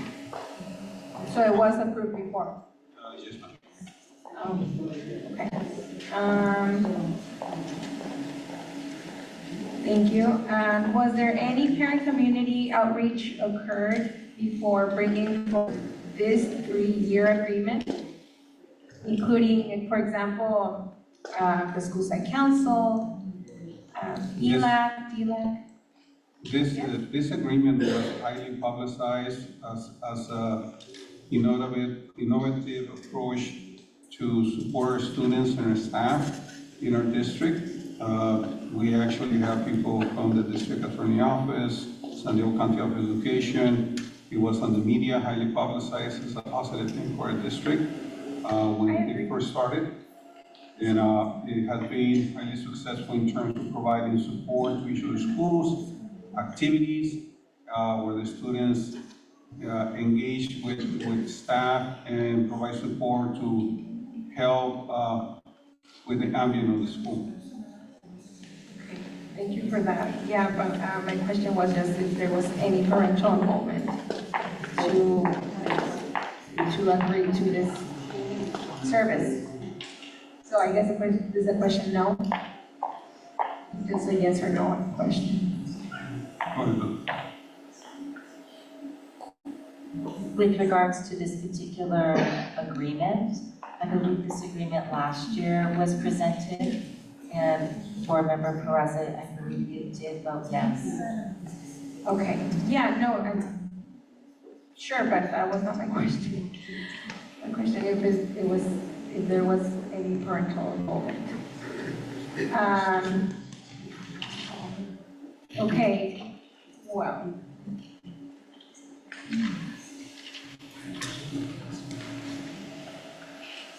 So may I call for a vote? Aye. Aye. Well, I do see in the contract that there's no opt-in or opt-out of this program for any parent. So I think that is important. So I would like to make an alternative motion to amend the agreement to include parent authorization prior to student participation on these programs, as we do with other ones. And I also would like to consider the clothing attire, so we don't reflect a different image for schools. So I have that alternative motion. Respectfully, Trustee Peraza, I think we are in the middle of a vote right now. Okay. We have 2 that have voted, and it is your turn to vote, and you have the liberty to vote any way you would like to choose to vote. I can also make an alternative motion, right? What's that motion? The alternate motion would have happened prior to this vote. Right now, we're on the current motion and vote. We're in the middle of the vote. No, we have never done it like that. I'm sorry, Ms. Carter. Mr. Sanchez? No, we have done it. We're in the middle of the vote. Last time you did, I was trying to speak up, but once a vote is taking place, if you haven't already made an alternate motion, then the vote proceeds. You vote no, or vote yes. You can make an alternate motion after the vote, but, yeah. Or you could have made an alternate motion before the vote was ready, but it just so happened that the vote got called, so. I have 1 year and a half in this board, and we have always done it this way, and I'm not sure how. Today's the first day I recall you interrupting votes.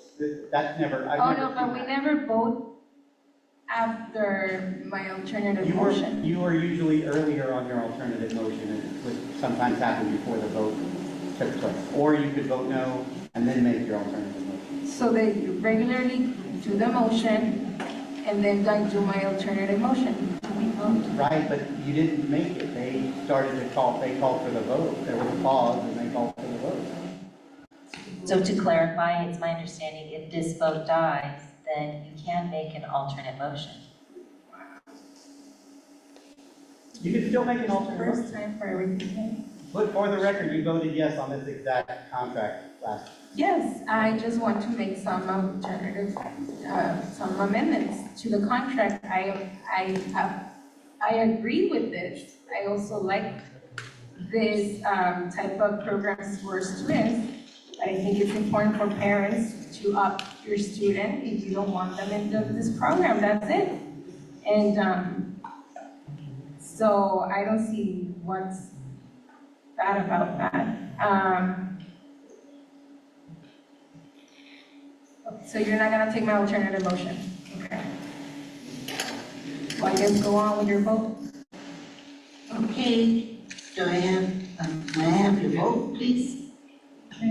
Oh, we did, huh? Yeah. We just wait. We said yes. An alternative motion if the vote, after the vote is complete. That's all I'm trying I'm to. sorry, just try to be respectful and I don't want to interrupt when the ladies are talking. What? I never. So anyway, we did make a motion and a second and we made a vote. I said yes.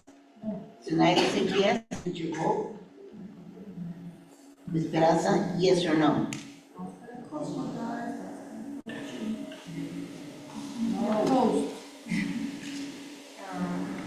Then you can make, then we can take your amendment after, if you want. I don't see what's the problem doing it right now. That's the whole point of the vote. Okay, can we table it for the next meeting? That's a Oh, different yeah. motion. Yeah. What I'm trying to say, I'm not trying to stop you from making an alternate motion. You can still make an alternate motion. All I'm trying to say is that once a vote starts, we need to finish that vote. You can make the alternate motion. If you could vote no and then make an alternate motion. There has been a lot of errors. So I don't know why this Fine. specific- Make your alternate motion. I just did, okay. I make my alternate motion to include parental authorization prior to student participation. And parental access to information as well. So, and the clothing attire. To have regular civil clothes from the personnel who's coming from this organization. That's my alternative motion. Thank you so much. So we need a second. Hmm? May I have a second?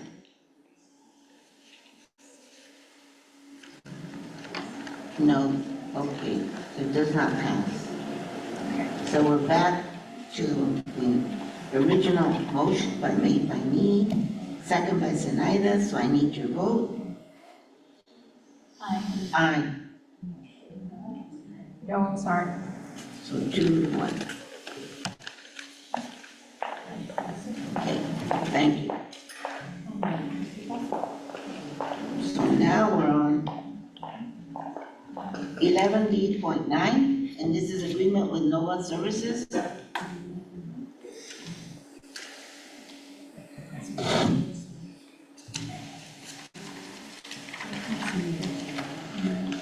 Okay, so do I have a motion? I make a motion.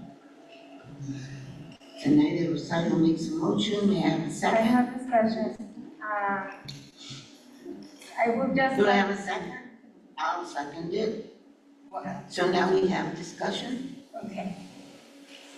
I would just like to have a little bit of explanation of what will be this project. I know you did send me the PDF, Mr. Iniguez, but it was not readable. It was cut in half. I'm not sure why.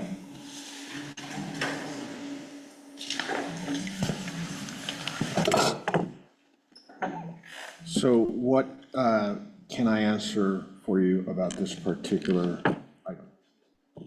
Yeah, what is it for? Is it So, what specific? so this is part of the overall project we have scheduled this summer at 3 schools to fix the asphalt. And this particular contract is for materials testing when it comes to work. I'm sorry, I was just having a hard time hearing. So when it comes to any type of work in schools, whether it's asphalt repair, construction, there's a lot of oversight and regulation for the safety of students and staff. And in this case, the material has to be tested to make sure that it's the right consistency, the right strength. And so that's what this particular contract is for. And if it matters, it's going to be paid with restricted funds that can't really be used for anything else other than for this type of work. That would be developer fees.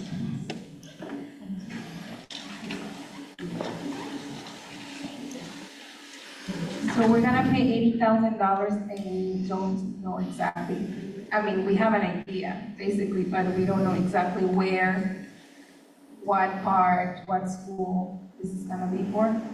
We do. Would you like to know? That was exactly what I was asking. Okay, so this is for 3 schools. It would be Willow, it would be Smythe, and it would be Sunset. For a particular area, do you already have something? For Willow, it would be more or less most of the campus, the upper playground area, especially that area, the parking lot. Yes, that's exactly what I wanted to know, because it's not in the contract. I mean, there's nothing, no visuals, nothing that, no project or preview of anything, so that's why I was wondering about this. Okay. Just $80,000 is too much. For asphalt. Okay, thank you so much. I want to say thank you, Mr. Enriquez, because that was what you gave us, this information when we had the gender review, and that was what you gave us as far as information. Right. So I wanted to thank you again. Absolutely. And I'm just sitting here, if that's okay, because I think there was another one or a few more of mine that have been pulled, so I'm just, in case there are any questions about them. Well, But I'm just waiting because I know you have to vote. And So now we take a vote. So it was motion by Senator Rosado, second by me. May I have a vote? Aye. Aye. No. 2 and 1 no. Okay, so now we go to 11D.11.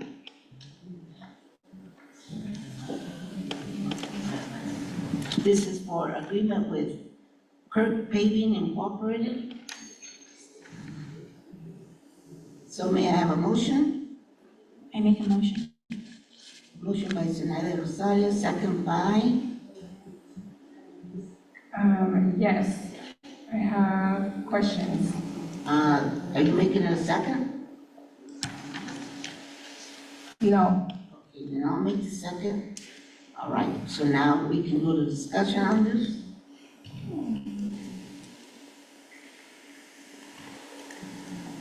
Okay. Ms. Rini, well, I sent you 2 emails. Was this one of the ones that you responded to one of them?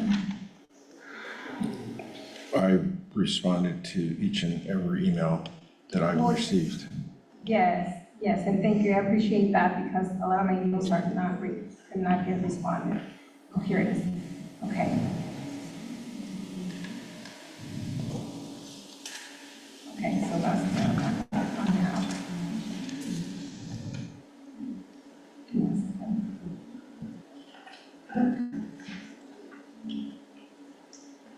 Okay, oh yeah, this is about smart boards. So, yeah, because I didn't see included La Mirada and Smythe Elementary. Was there a reason why these two schools are not included? So I thought we were discussing 11D1. If you'd like, I can jump to that one. Dr. Enriquez, I believe we're on 11D11, agreement with Kirk P. I'm sorry, 11D11, you're correct. I don't have my glasses. Trustee Peraza, did you have a question regarding the tax and the price for the design build project on 11D11? Yes, sorry.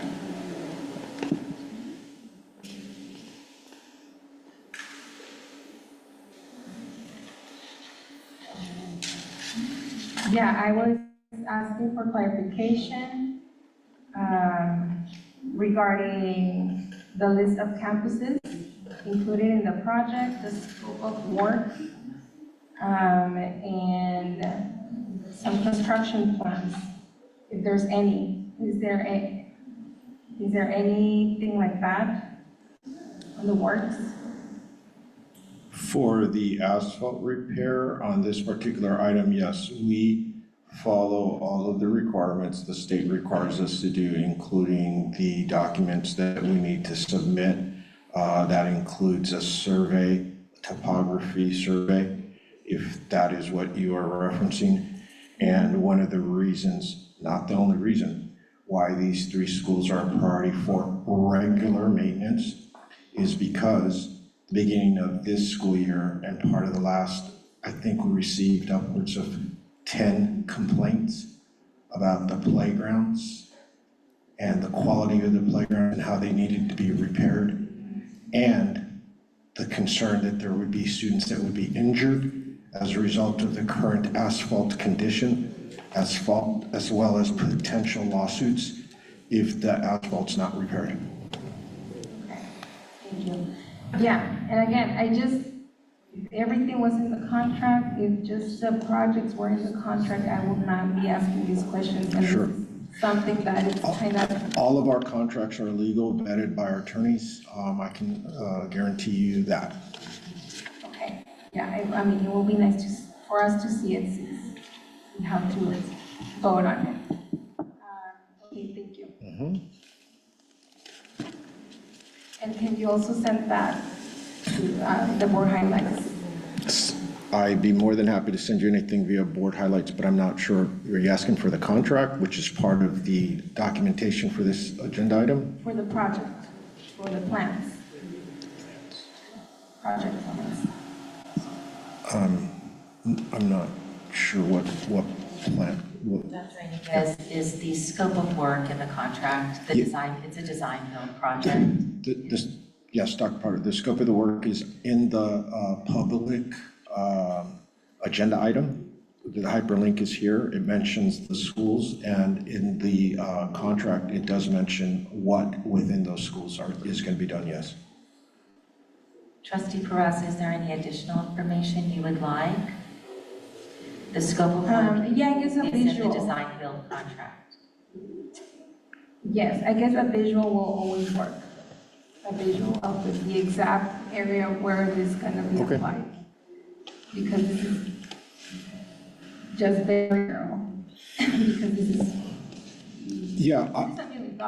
I'm going to send that to you, absolutely, but I also want to point out it's a moot point because we cannot proceed with it anymore, given that 11D9 was not approved. So I'll send you the visual, but we can't proceed with the project, so please take that into account.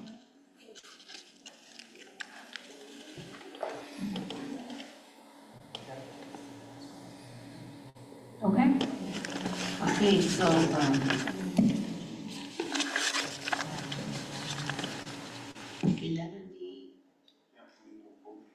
D11, we need a motion and a second, so I need a vote. Aye. Aye. I feel it's not gonna pass, right? Still nothing's gonna happen in the other one? Not without the other one? ancillary services that are, and I would like to repeat, required by state. So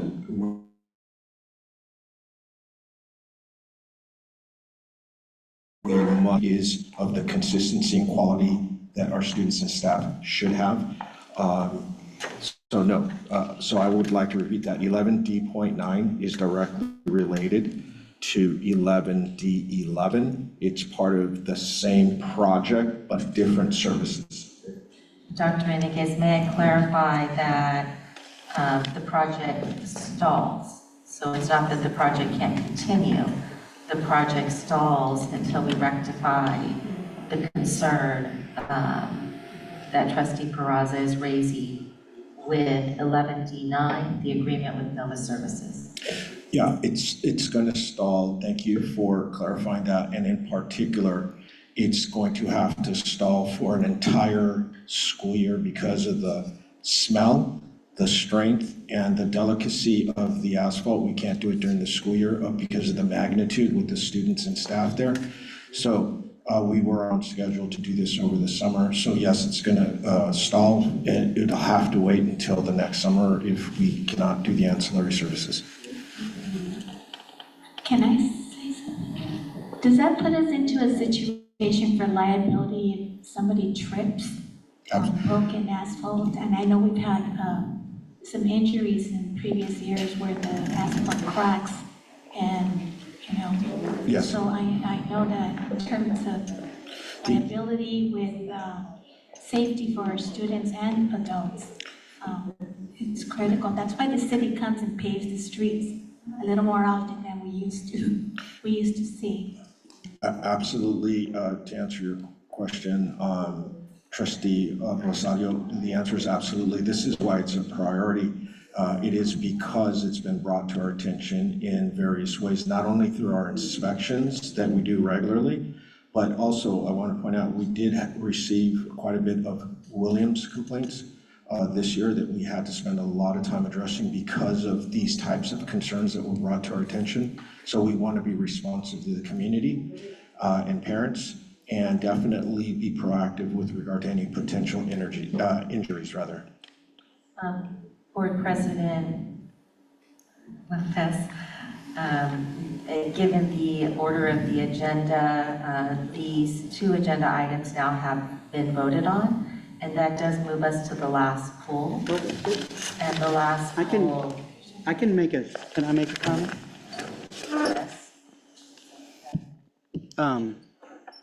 You know, in light, and just again, as legal counsel, in light of the comments that were made, just because an item's been voted on, someone who voted no on an item could make a motion to reconsider in understanding of the safety of our students and folks, if they so wanted to, make a motion to reconsider so that this could get voted on and be done. And just another item, just to clarify if she didn't hear it, that these items, the monies that are going towards this, Ms. Dr. Inigas, must be used for construction projects. These monies could not have gone towards hiring additional aides or anything like that. So Can I reconsider my vote? yes, you can make it's called a motion to reconsider. So I would like to move to reconsider item, what is it? 11D9. 11D9. You make a motion and then somebody would second it and then you could revote. Well, thank you for that, because I will actually want to reconsider my vote for this one. Again, I voted yes, so I also want to vote no. And, yes, because now I'm excited that with that money, we can do so much more. We can actually do cameras, we can do more school safety improvements, we can do campus security infrastructure, facility modernization. The motion to reconsider only applies if you vote no. You voted yes. So what you want to do is to also stall more from protecting the kids from this problematic playground. So, okay, that's fine. Yeah. But the motion doesn't work that way. The motion doesn't work that way. Okay. Thank you. I I understand. I'm okay with my vote. Okay. So we're on now, on 11D.19.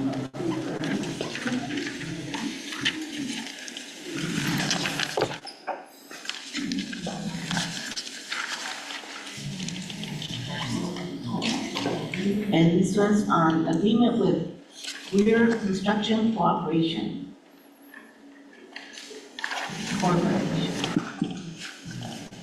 So I need a motion. I make a motion. Nadia Rosario makes a motion. I need a second. I'll make the second. And now we can go to discussion. Yeah, this was just my question that I asked, if why La Mirada and Smythe are not in this agreement for smart boards. So this first, I'd just like to start by saying that this is one of the board priorities, and there was, if you look at the BAA, an approved amount for that. And of that amount, because this is one of your questions as well, how much have we spent on it thus far? And the smart boards that we've done so far for this project are both at both of our middle schools. For example, VDM, we've just completed the entire school. Here at Sims, where we are right now, we're doing it, but we're doing it incrementally as the construction matriculates throughout the campus. So what we wanted to do beyond the two middle schools, to answer your question, is we wanted to install the smart boards at all of the elementary schools this summer. So we did what we were supposed to. We put out essentially a public request for qualifications. And what we received in terms of what it would cost was more than what we had in our balance for all of the 5 schools. And so when we looked at the cost of each individual school, because each school has a different amount of classrooms, we were able to, based on the balance that we had left, squeeze in these 3 schools, but not Smythe and La Mirada. It's not that Smythe and La Mirada will not receive updated smart boards. It's just that they will not be able to do it on this particular round. Okay, got it, thank you. Yep. That's perfect.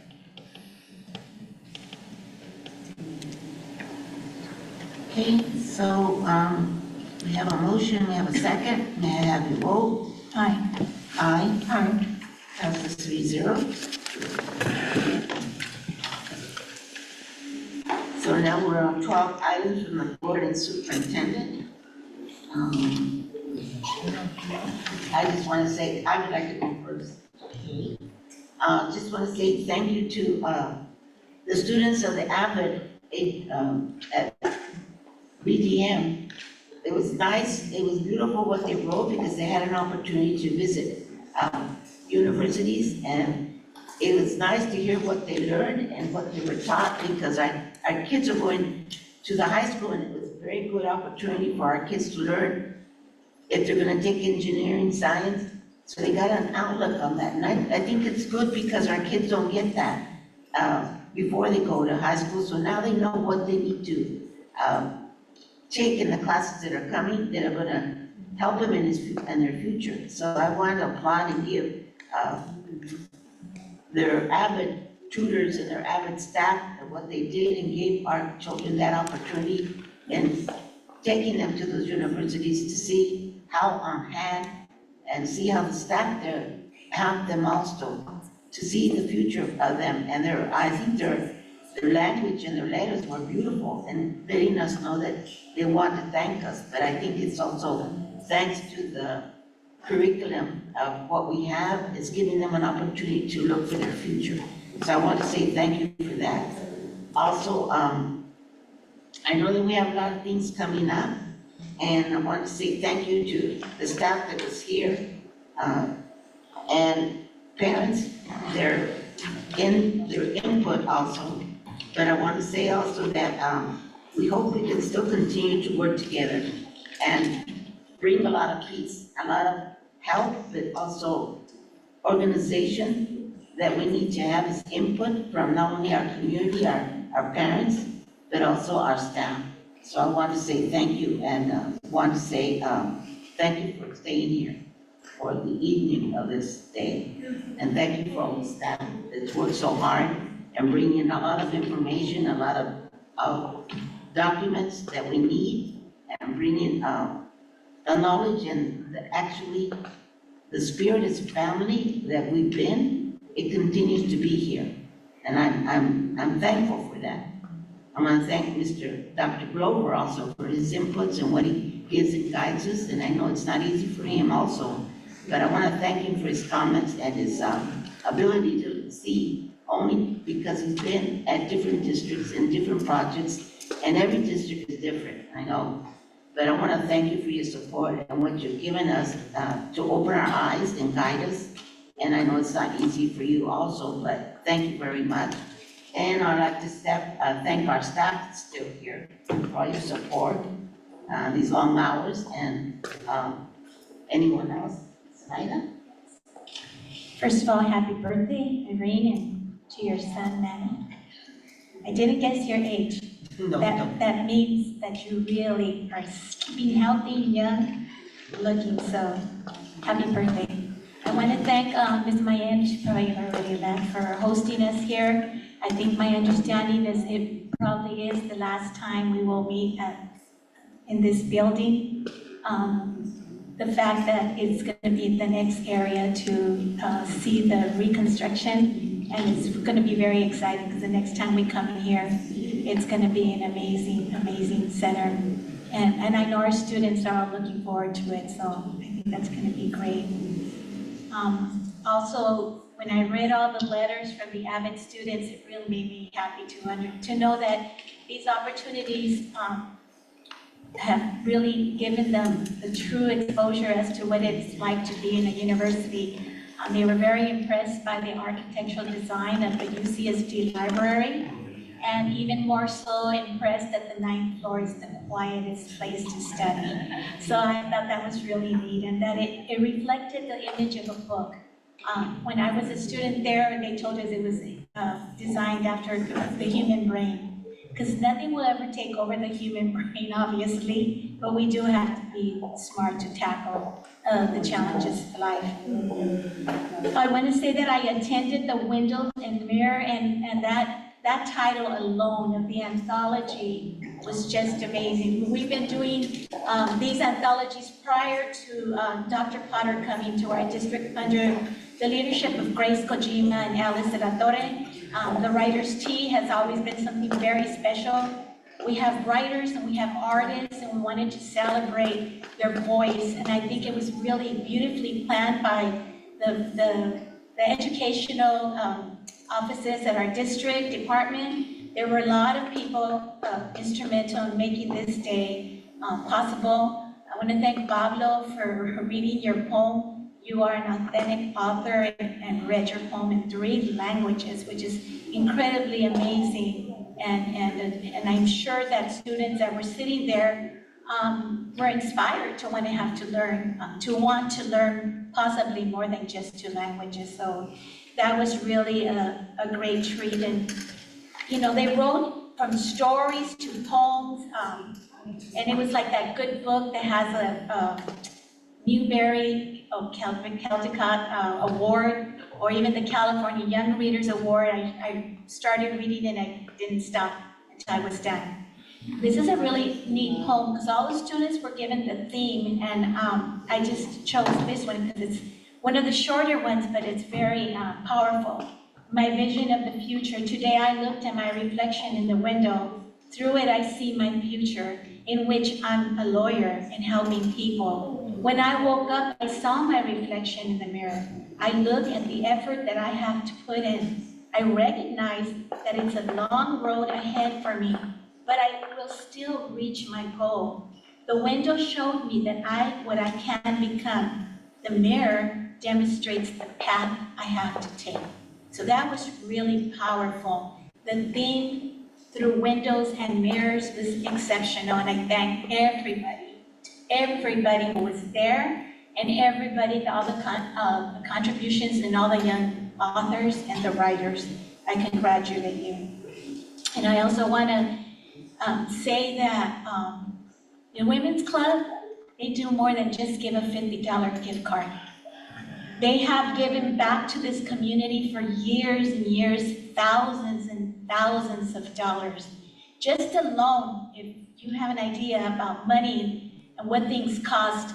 Every year, it's an average of $13,000 to $15,000 to give our children the book, the bear, and the blankets.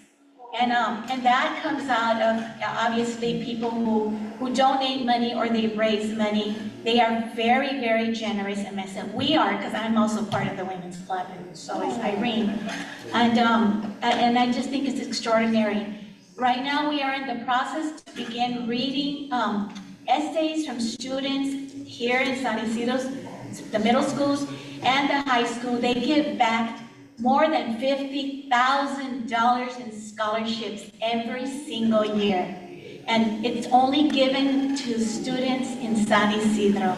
And I think that's really, really great, because sometimes our children don't have exposure to a lot of areas that would give scholarships, sometimes just basically because of where they live. So the Women's Club has really been more than generous, and just recently, as early as yesterday, we took over 30 second grade classrooms to sit and listen and participate. It was an interactive classics for kids. It's an orchestra, philharmonic, along with, the theme was Ohana in Harmony, Hawaii. And there was a special tribute to Grace Kojima in this audience of schools from not just San Ysidro, but all over at the beautiful auditorium at Southwestern College. The kids sat there and said, we're in college. This is cool. I want to come here to this college. And it was really amazing. It was interactive, and there were volunteers, some former educators here from San Ysidro, including myself. And we took a training by the conductor of the Philharmonic Orchestra. And then we went into the classrooms and we gave them background information so that they knew what to expect when they went there. And I realized that I was saying ukulele wrong all my life. It's ukulele. And I think it was really amazing. They were very, very impressed. The children loved it. And this was all thanks to really the Women's Club, but in particular, one amazing woman named Carmen. She pays for this. She paid for it out of her pocket so that our children could attend. And yes, we would have loved to take more classes, but they were taking state testing, which is very important too. So I think, many of these opportunities, we really have to be careful when we're judging people or organizations. You need to know exactly what they're doing before you say they only gave a $50 gift card. What they give from their heart, because they truly care for this community. They care for our children. And nothing is perfect, but I guess what made my day this morning was listening to Governor Newsom's budget May revision, and it's very promising for our schools. There was a statement made about the importance to fund more funding for special ed and more funding for our TK through high school students. There was mention of the importance to really come back to the basics and understand that our schools are our priority. Our children are the future of tomorrow. And as my job as an elected delegate assembly official, I will be in Sacramento tomorrow advocating and putting more pressure at the Capitol for these funds to come all the way to San Ysidro. So we are doing great things. Sometimes it takes time, but we always put the children first, whether people think that we do or not. And we welcome you into our community. And there are organizations within schools where you can participate even if you're not a parent. With children, you can participate as a community member, Mr. Brandon. I think that you really have a really positive focus, and your asks are something that a lot of people want to know. And if there's just so much to run a school district. Imagine running a country, running a state, and it costs a lot of money to run schools, thousands and thousands. And so I know when we think about paying so much money for toilet paper, just imagine when you buy it for your home. It's like $40 for the big pack, and it's It's not cheap anymore, so we want to make sure our children always have what they need. And just one more thing before I close. I want to say, as a military wife, I really thank all the people, the women and the men who give up of their lives to protect our country. When military personnel go into schools to give assemblies or to talk or to motivate children, it is the law that they wear their uniforms. And the kids love. I remember when they came, the National Guard, they were so excited. They were so excited because we cannot have our kids afraid of every uniform. And people who serve our country deserve respect. They will not be allowed to come into campuses with regular clothes. They are representing a community of military personnel who every day in and day out are here to support and protect our country. And that is very, very important. And when you have these opportunities, kids remember, and many of them will choose to go into the military. I know I've had former students who are now chiefs in the military. And they were inspired many years by Mr. Rosario when he went into the schools to talk to the kids. So I just want to say, and I know we have a big population at Ocean View, we should show respect for our community. So that's all I have to say. Oh, happy Teachers Day and Week. It's their day every day, just like Mother's Day and Father's Day, but we take time to recognize they are the backbone, the heart, the soul of our schools and our communities. And next week it will be for the classified staff as well. We couldn't be a district without each other. The work that all our unions and our organizations and our teachers and our staff put in, our administration, people who come and support us and guide us, our lawyers, our communication specialists, every single one of you, technology, media, our security, we couldn't do it without, we're all working together. It's not a one-man show. And so we respect the community, and the community knows. That's why they're just watching us on YouTube, and we get the feedback, and they're enjoying and listening to what they hear. And being respectful means it's my turn to talk, you had your turn. Thank you. Thank you, Ms. Lopez. Thank you for that note, Ms. Rosario. If I knew that uniforms are law, could change a little bit. But that's why it's called a discussion, because we're supposed to discuss.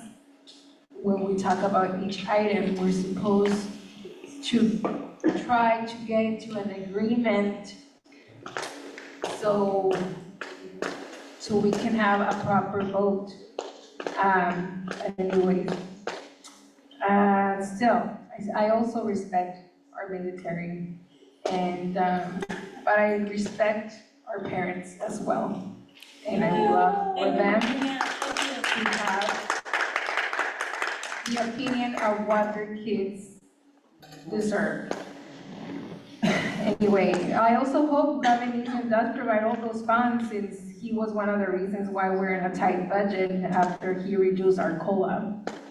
I also want to address two very serious concerns affecting our students in our schools. First, I want to speak about the ongoing issues at Willow Elementary. It is evident that we are seeing constant involvement from police officers and fire rescue on campus for multiple reasons. This should concern us all, and we can also see it in the apps. I see it every day. I continue hearing reports from parents, staff members, and community members regarding ongoing bullying incidents, especially inside student bathrooms. Students are experiencing harassment, humiliation, and inappropriate behavior from other students, including incidents where students are having their pants pulled down against their will. Change. And this is not only happening in the boys' bathroom, but also in the girls' bathroom. This behavior has become a pattern. for a long time now, and I am deeply concerned that this situation is not being addressed with the urgency it deserves. We have students who are worried. Oh my God. It's too much. Imagine, I'm signed out from my computer, or my Google Docs. What's happening? Anyway. So we have students who are worried about their safety while at school. Some students now feel the need to protect themselves while on campus. That is unacceptable. I also continue hearing from parents who no longer participate in school meetings or copy with the principal because they feel unheard and neglected.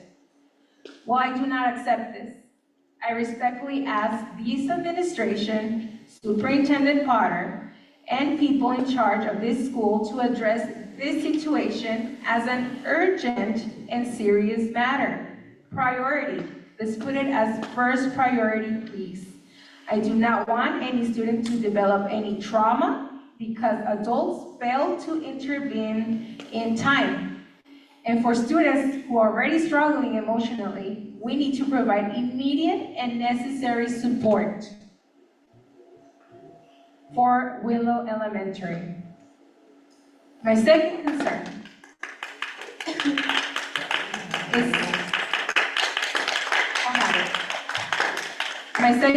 is again about school safety and the urgent need for cameras in our campuses. I remain a strong advocate for installing cameras in our schools for the safety and security of our students and staff. Now that security campus aides are being reduced and expected to move throughout the district rather than being assigned to one designated school site, this creates even more uncertainty regarding campus supervision and student safety. This is exactly why cameras are necessary. Too many serious incidents become situation of she said, he said, and cases often remain unresolved because of the lack of evidence. Are we doing this on purpose? Because it certainly looks this way. When allegations are made, especially serious allegations, cameras can provide clarity, accountability, and protection for every involved, as I have mentioned numerous times. It is also extremely important that every new staff member, credential or non-credential, goes step by step through our district safety policies and procedures, and some of these need to be revised by our board as well, so more incidents are avoided as much as possible. These policies cannot simply exist on paper. They must be clearly understood and constantly followed. And I want to make this very clear. If a tragic case is ever dismissed because of insufficient evidence, and we as a district fail to provide the necessary tools to obtain that evidence, then we are a failure as a district. Our responsibility is not only to react after something happens, our responsibility is to prevent, protect, document, and ensure accountability before a tragic occurs. And I did check, with that restricted funds, we can't pay for cameras. So if we're saving more than $1 million, I'm pretty sure we can install cameras in the whole district. So thank you so much. That's all.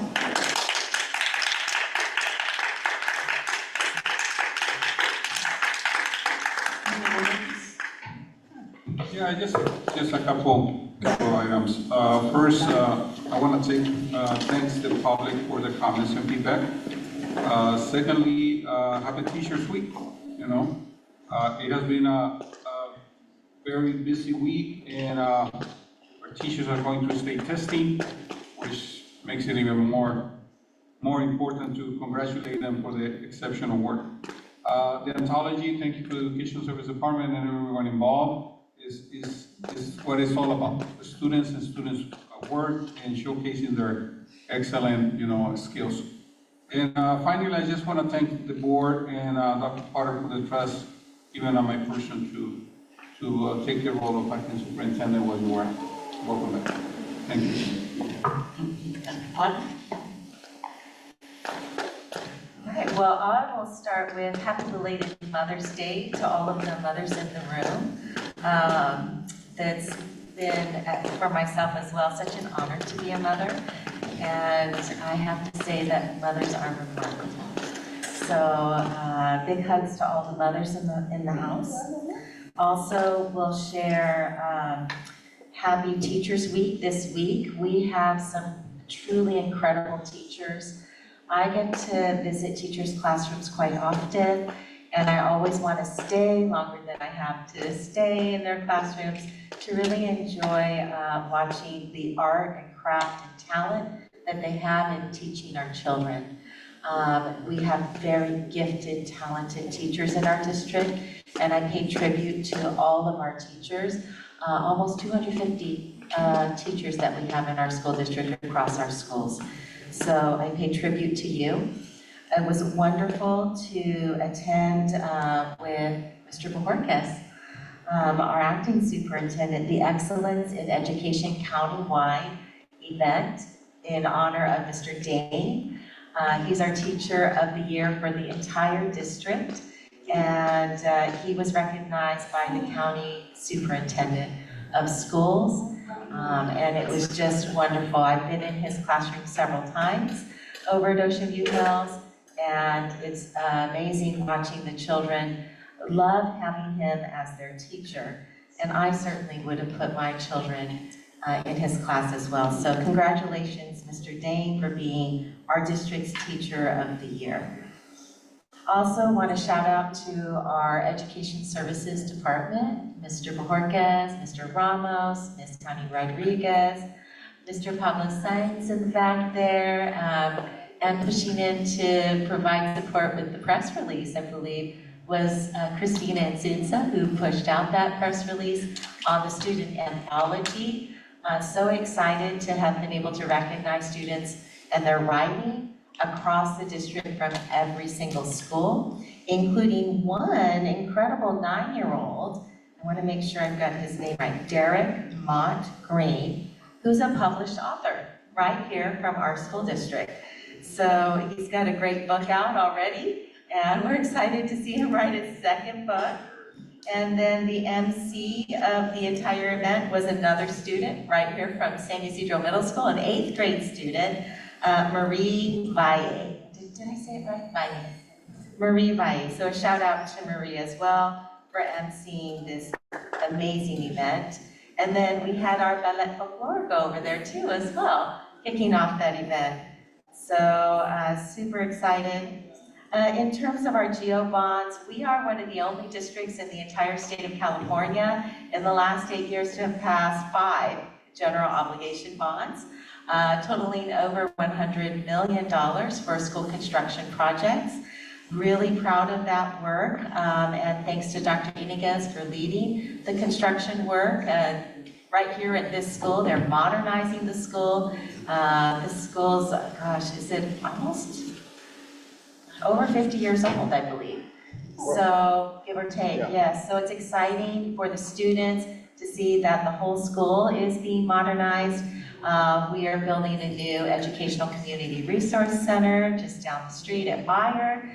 And then with some of the new bonds, LLMM and KK, 2 of those bonds are to build a new school in the Otay Mesa region. And that's actually a special district, and so the voters of that district voted for that school. So that should be the funding needed to purchase the land of the school and to actually start building the school as well. Won't build the entire school, but that's what's coming next from our little but mighty school district. So I'm very proud to share that, and I'm looking right at one of our speakers tonight because maybe that's something we'd like to be part of, the building of that new school. And then our district budget update. Gosh, a heavy lift from our Chief Business Official, Marilyn Adrianzen, our governing board members, our staff and our community, with the guidance of our acting superintendent the last few months, Mr. Bajorquez, a lot of heavy lifting, and Dr. Glover from the County Office of Education, our fiscal advisor.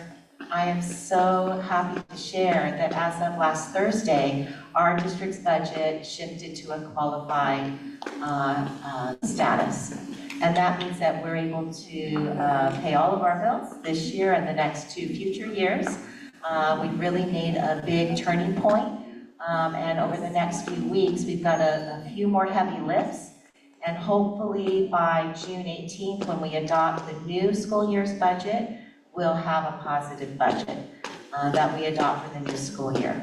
So during the adoption of the budget, the state of California does not have to certify an adopted budget. That's why we have to wait till the certification next period, which is December, where we can certify positive. So again, to everybody who's done this heavy lift, kudos to you. It's not easy to make difficult decisions. What I'm proud of is that those decisions had students in mind at the center of every decision. And so our classrooms were safeguarded, our educational programs were safeguarded, and I thank everybody to really, as rapidly as possible, shift this budget to a positive budget beginning in June. Let me see, do I have anything else on my list? I do not shout out to San Ysidro Middle School for hosting our meeting this evening and for letting me come and listen to the team here a few days ago. That was just wonderful. And a happy, happy birthday to our president and to her son. So happy birthday, Madam President. Thank you. So now, it's time to adjourn. Thank you for all being here and staying here. It's now 10:27. May I have a motion? I'll make the motion. I'll second. Second by Zenaida Rosario. May I have a vote? Aye. Aye. Passes 3-0. We now are adjourned. Thank you.